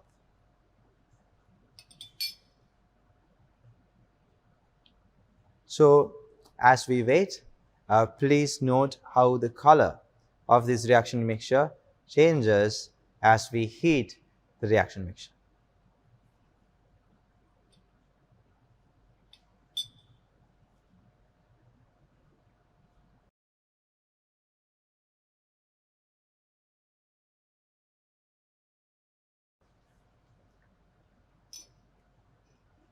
Now students, you can see the color has started to change. It has not completely changed yet, but you can see since the solution is still quite warm, after I took it out of the water bath, the reaction continued to take place, and now we can see the correct color. You can see the color of this mixture is now brown. So again, like in the previous instance, we have formed a brown color suspension of manganese dioxide, MnO2. The permanganate ions have turned into MnO2 solid, and these fine particles of solids that are formed here is dispersed throughout the aqueous medium, producing this brown color suspension we have over here. Now students, you might have observed that there is no two layers present in this reaction mixture. As I mentioned earlier, when I added butanol into the reaction mixture initially, I took precaution to add only a small amount of butanol. So the total amount of butanol that I have added into this reaction mixture has reacted with the alkaline potassium permanganate solution. If there was an excess amount of butanol present in the reaction mixture, you would observe that as a separate layer on top of this aqueous layer. So the only reason that you don't observe this butanol layer or separate butanol layer is because I have not added excess butanol to the reaction mixture. And the product that is formed here when potassium permanganate in an alkaline medium reacts with butanol is butanoate anion. We form a carboxylate anion, which is butanoate, and since sodium ions are present in the aqueous medium here, we can say we have produced sodium butanoate. Now let's move on to the next alcohol that we have here with us. So now we will take our benzyl alcohol. We will take a dropper and we will add a very small amount of benzyl alcohol to our alkaline potassium permanganate solution. As you can see, the benzyl alcohol and the alkaline potassium permanganate solution do not mix really well, but it has a bit of a faster reaction rate compared to the other two alcohols with alkaline potassium permanganate. You can see before even heating it, there is a slight color change that we can observe here. We will place this, after mixing it really well, we will place it in the water bath. But students, we didn't have to place it in the water bath. Even before placing it in the water bath, we saw a brown color suspension has been formed here, but we will keep it in the water bath for a while and then get back to it to see if it produces a clearer color change.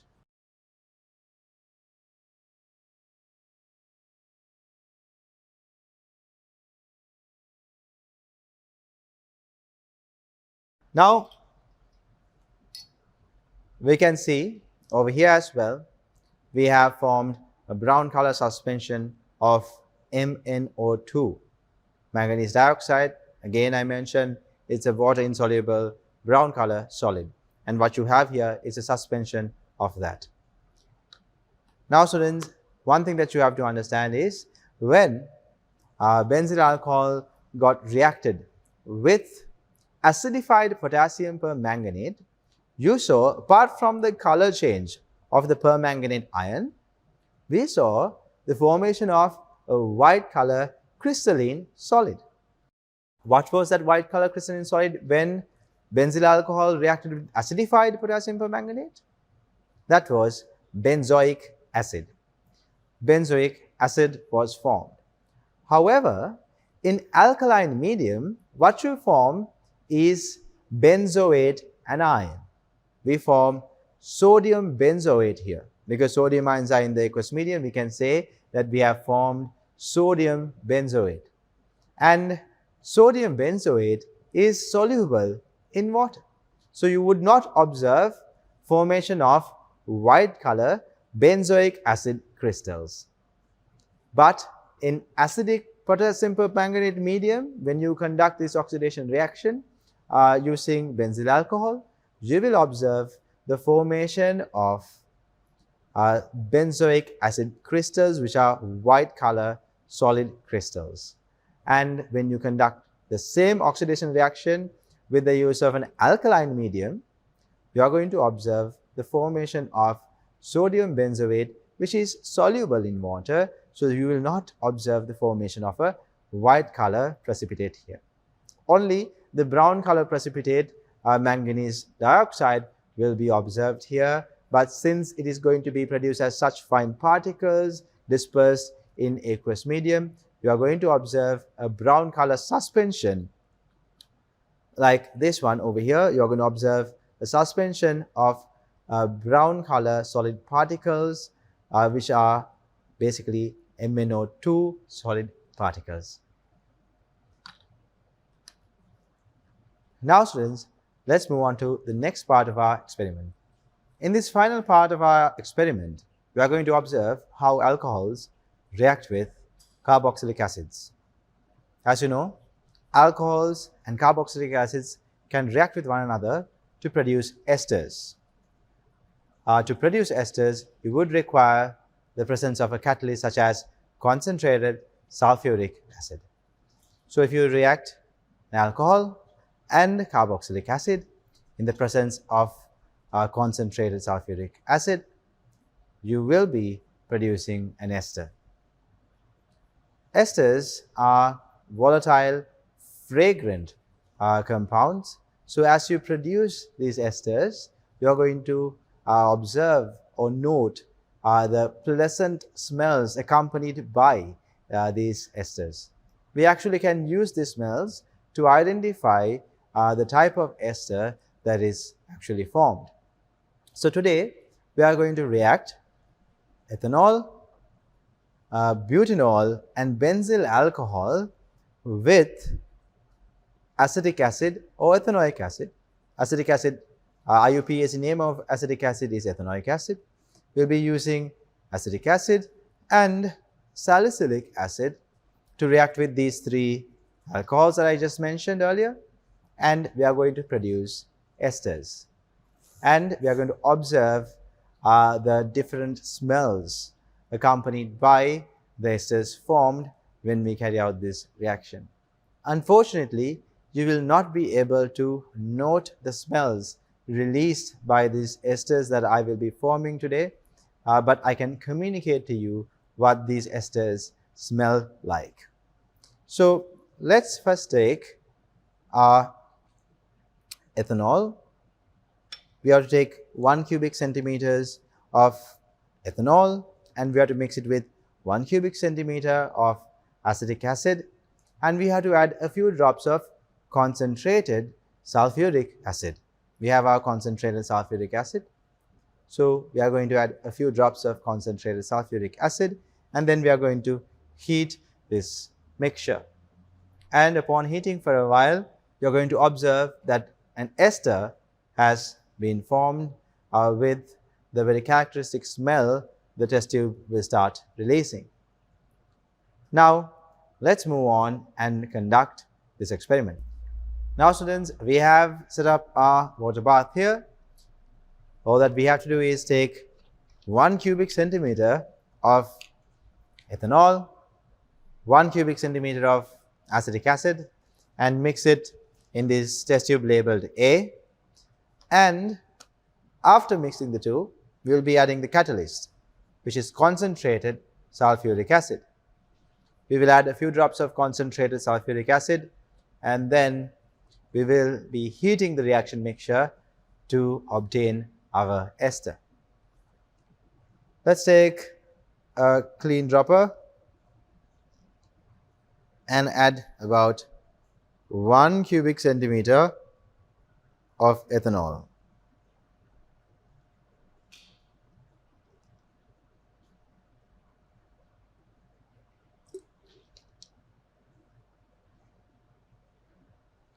And now students, we have taken 1 cubic centimeter of ethanol into our test tube.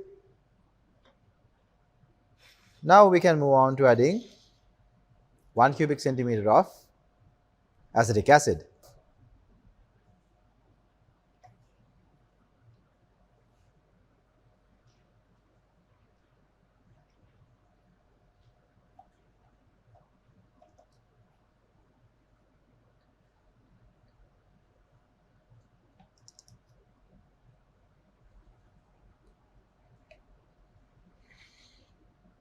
Now we have added acetic acid and ethanol.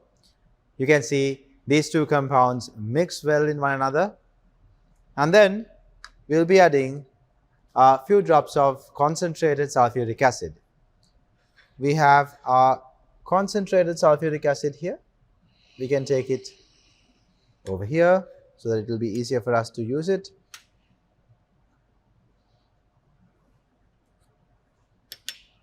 And we will add just a few drops of concentrated sulfuric acid.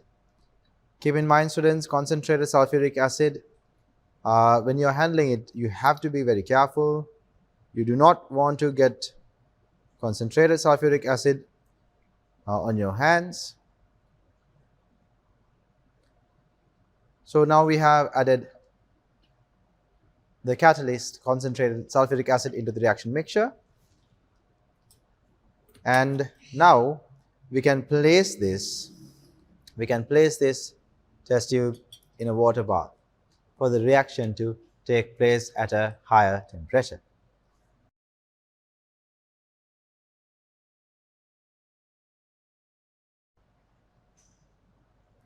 Now students, we have allowed this reaction to take place in this water bath for a while, and we have prepared our ester, and this prepared ester is going to be added to a ice water bath, or we are going to add this ester to cold water. So we have a small amount of cold water here. We have some ice.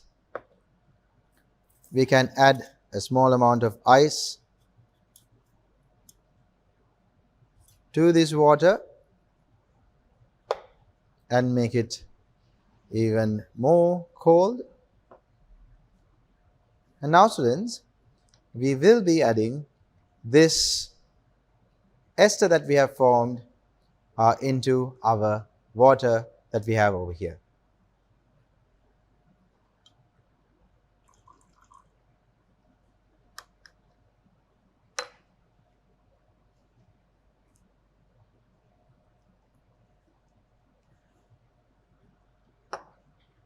Students, this particular ester that is formed has a very sweet smelling fragrance.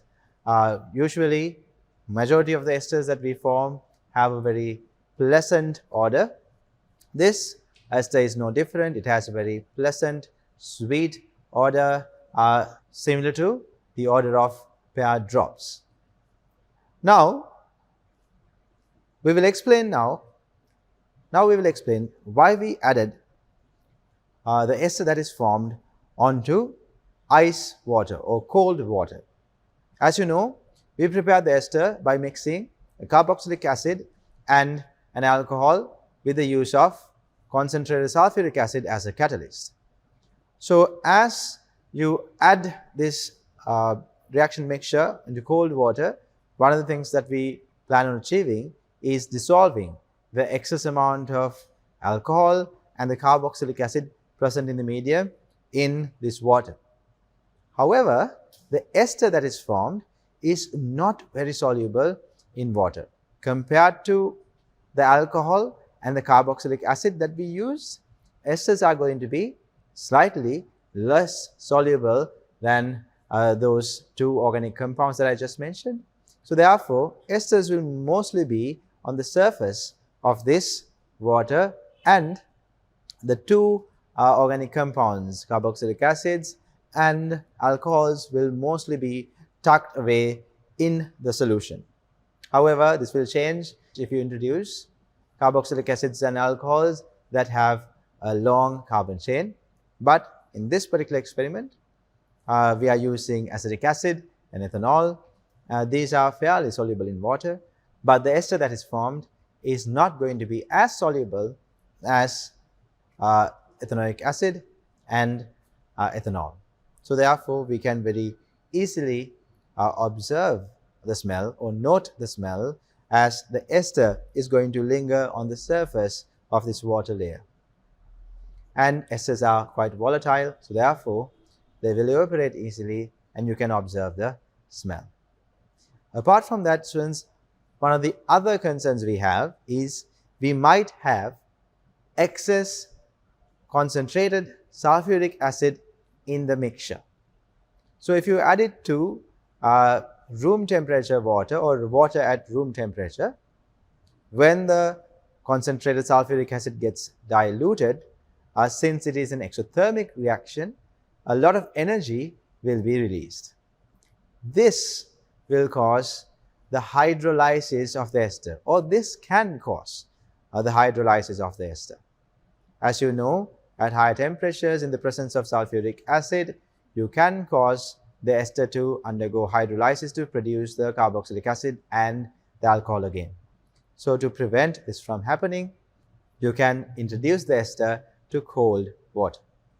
Now, students, we have observed the formation of one ester when we reacted ethyl alcohol with acetic acid. Ethyl alcohol with acetic acid, you form ethyl acetate ester. We will call it ethyl ethanoate. The IUPAC name would be ethyl ethanoate. However, ethyl acetate ester that we have formed, we observed the characteristic smell of ethyl acetate, and then we went on to explain why we add the ethyl acetate to cold water. Now, we will be moving on to our second experiment. In this experiment, we are going to take butanol and react it with acetic acid.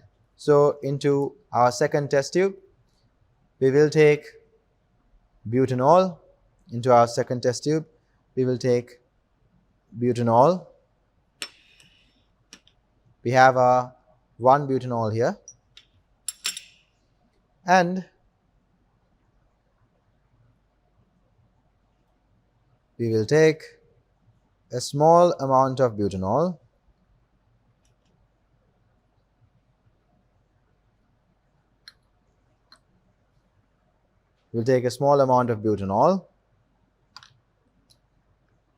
and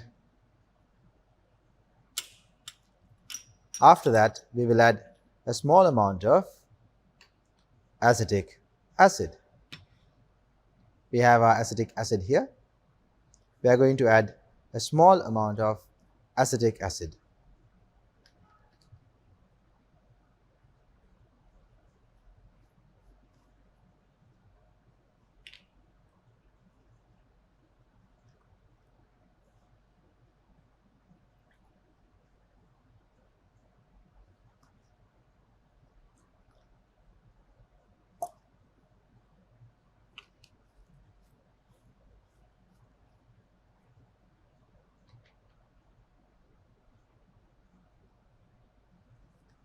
After mixing these two organic compounds, the carboxylic acid and the alcohol, we are going to add a small amount of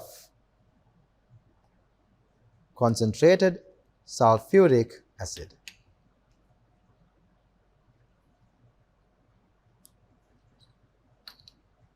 Let's add a few drops of concentrated sulfuric acid.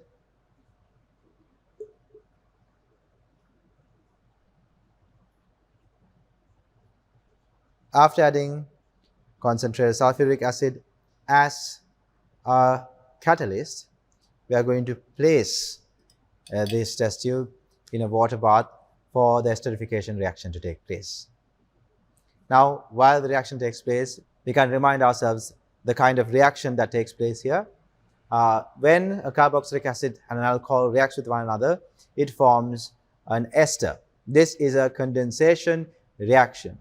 When two molecules are added together while forming one large molecule and a small molecule such as H2O or HCl, we have conducted a condensation reaction. So a condensation reaction is a reaction where when two molecules are added to form one large molecule while releasing a small molecule like water or HCl, that is known as a condensation reaction. So an ester can be formed by a carboxylic acid reacting with an alcohol or an acyl chloride reacting with an alcohol. Now students, I'm getting the smell of the ester. When the reaction is completed, usually you get a very pleasant smell of the ester. So before we add this to our water we have here, we have a new volume of water which is not added with anything else, and we are going to add a little bit of ice. We have already made it cool by keeping it refrigerated. However, we are adding a little bit of additional ice to make sure that the water remains cool. And then we are going to take this ester that we have formed here and we are going to add a portion of it onto our cold water that we have here.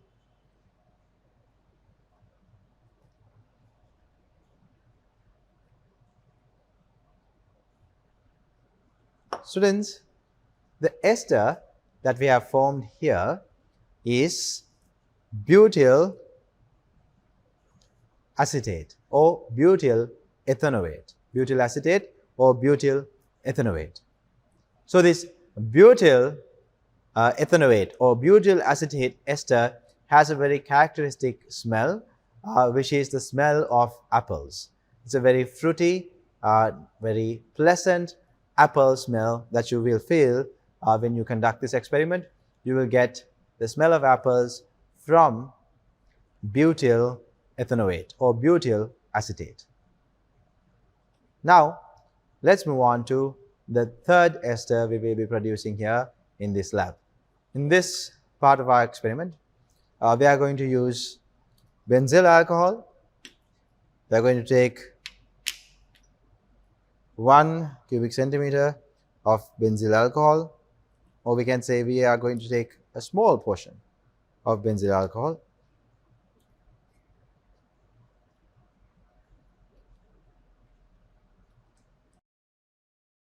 And to this benzyl alcohol, we are going to add acetic acid. So we will take again a similar volume of acetic acid. We'll take a similar volume of acetic acid and we will add it to our test tube C. We can see, although benzyl alcohol was not soluble in water, in acetic acid it is soluble. Since both of them are organic solvents, they are capable of dissolving one another. And after mixing these two organic compounds, we are going to add a little bit of the catalyst, which is concentrated sulfuric acid. We have here our concentrated sulfuric acid. We will be adding a few drops of concentrated sulfuric acid into our reaction mixture.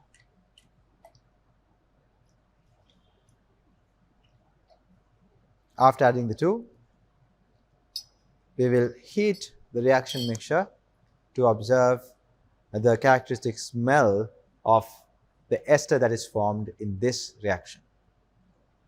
While we heat this reaction mixture, we can take a water sample here and we can add a small amount of ice. We can add a small amount of ice to cool the water that we have over here.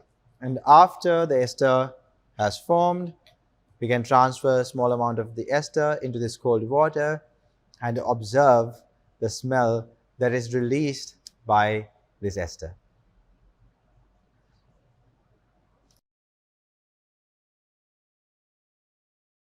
Now students, we have allowed this test tube to stay in the water bath for a while. So the ester has formed here. Now let's pour this ester to the cold water we have here and observe the smell.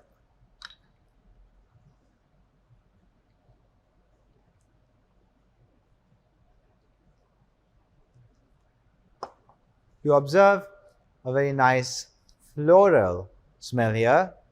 It is somewhat characteristic of the smell of jasmine. So what you observe here is a floral smell that is characteristic of the smell of jasmine. So we have formed here by mixing benzyl alcohol and acetic acid here, and we formed benzyl acetate, which has a characteristic floral smell, actually very similar to the smell of jasmine. So students, we have made three esters. First ester we made was ethyl acetate by mixing ethanol and acetic acid, and then we produced butyl acetate, which had the smell of apples. It was formed by mixing butanol and acetic acid, and finally we mix benzyl alcohol with acetic acid to form benzyl acetate, and that had a characteristic smell of jasmine. And when it comes to our ethyl acetate, it had a very pleasant fruity smell, characteristic of the pear fruit. So now let's move on to the next part of this experiment, where we will be using all of these alcohols along with salicylic acid to produce different esters. Now students, we are going to react salicylic acid with ethanol, butanol and benzyl alcohol. To this test tube labeled A, we'll take a small amount of ethanol. We have here our ethanol. We'll take a small amount of ethanol into this test tube.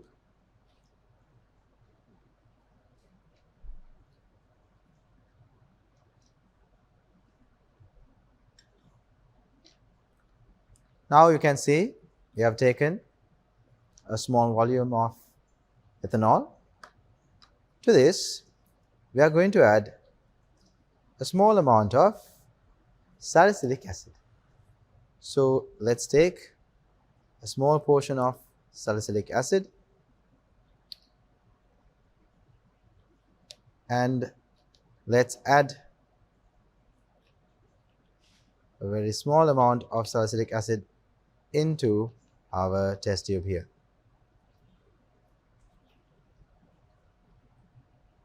As you can see, we can dissolve the salicylic acid in ethanol. All of the white color solid we saw earlier is now dissolved in ethanol. After that, we can move on to adding a few drops of sulfuric acid.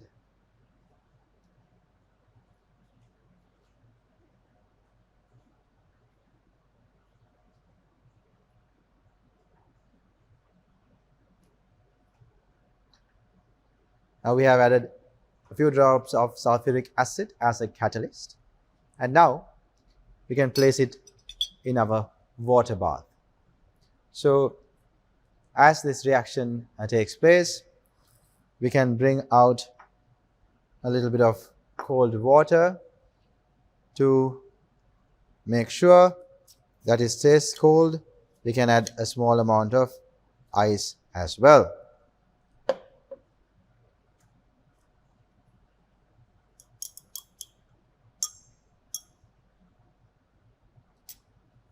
After we have allowed this reaction to take place in this test tube for a while, we can then transfer the ester that is formed into this cold water that we have with us.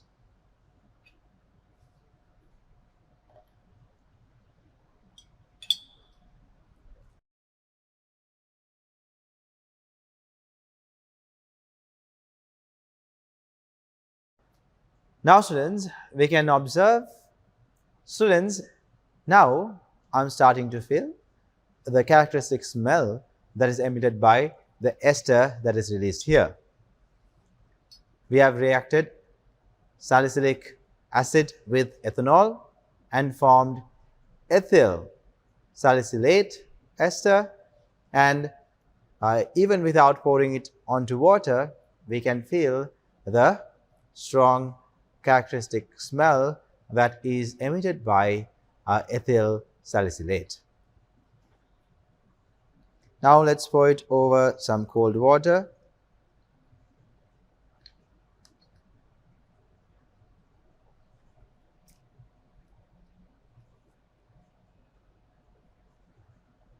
Students, it gives off a very pleasant, sweet wintergreen smell. If you had formed methyl salicylate will give a very strong wintergreen smell, and ethyl salicylate is going to give a bit of a faint, sweet wintergreen smell. So students, when we conducted this experiment, we observed that ethyl salicylate ester was formed and it had a characteristic smell that we could use to identify the presence of ethyl salicylate. Now let's move on to the next reaction, where we will be reacting butanol with salicylic acid. Now we are going to take butanol and we are going to take about 1 to 2 cubic centimeters of butanol into a test tube.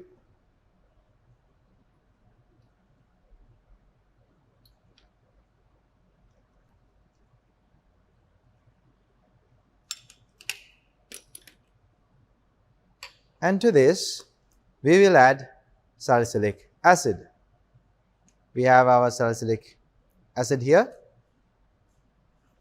and we'll take a small amount of salicylic acid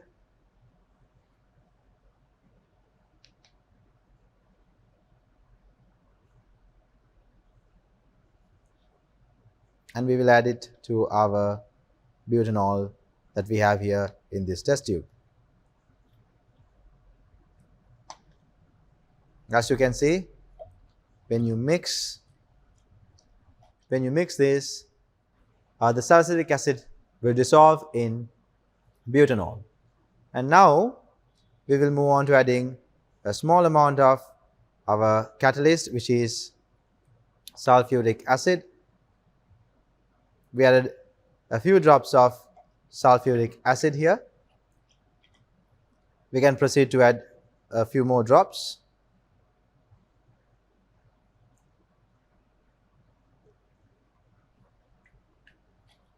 After adding a few drops of sulfuric acid, we can place this reaction mixture in a water bath to heat it up.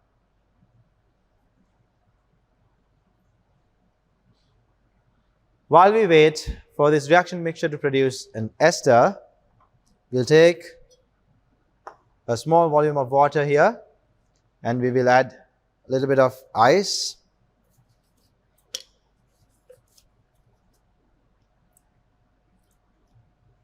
To make it cold.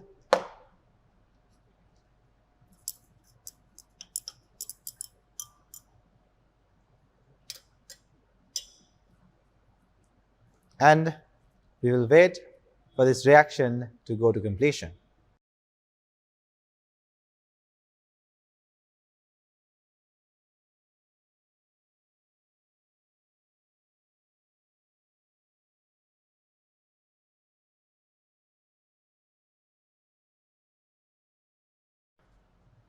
Students, we have formed the ester here. So we mixed two organic compounds. We mixed salicylic acid with butan 1-ol or 1-butanol. And what you have formed here is a butyl salicylate ester. And right now I can feel the characteristic smell of butyl salicylate. So now let's take this butyl salicylate ester and pour it over our cold water. And now let's observe the smell.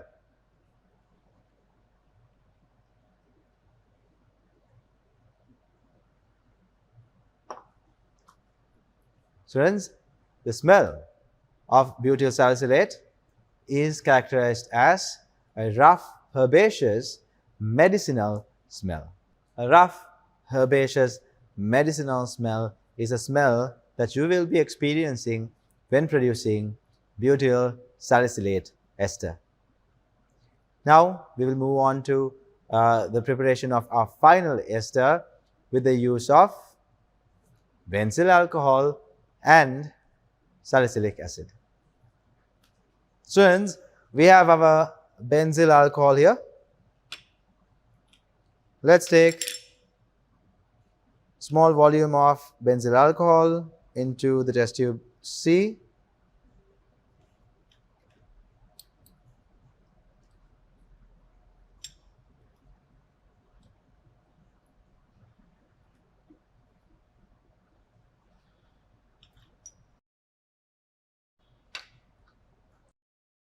And then we'll take salicylic acid.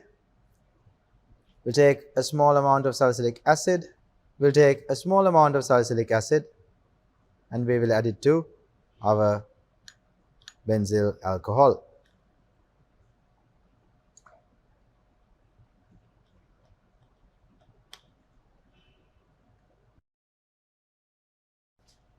We have added salicylic acid to our benzyl alcohol that we have here. Now let's add a few drops of concentrated sulfuric acid.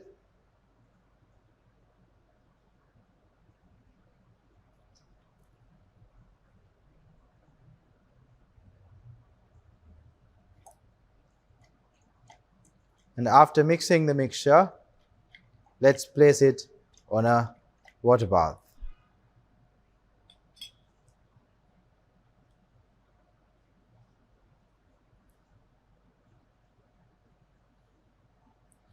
Now, we will take small amount of water into a beaker. We will add a little bit of ice to cool this water.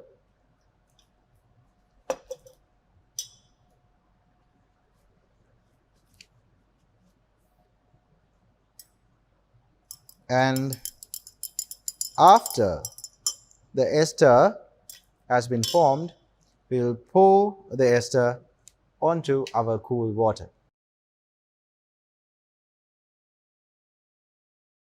Now students, we have produced our ester here. We used benzyl alcohol and salicylic acid to produce this, and the ester that is formed here is known as benzyl salicylate. We have produced benzyl salicylate, and it also has a very characteristic smell. Let's pour this onto our cold water.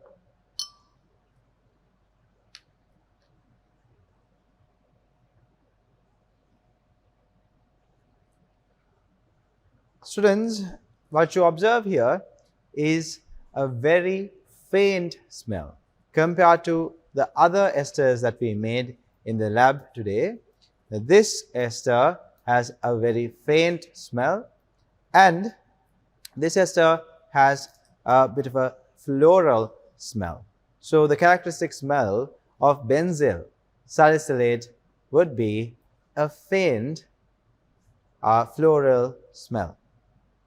So students, to sum it up, we added ethanol with salicylic acid to form ethyl salicylate.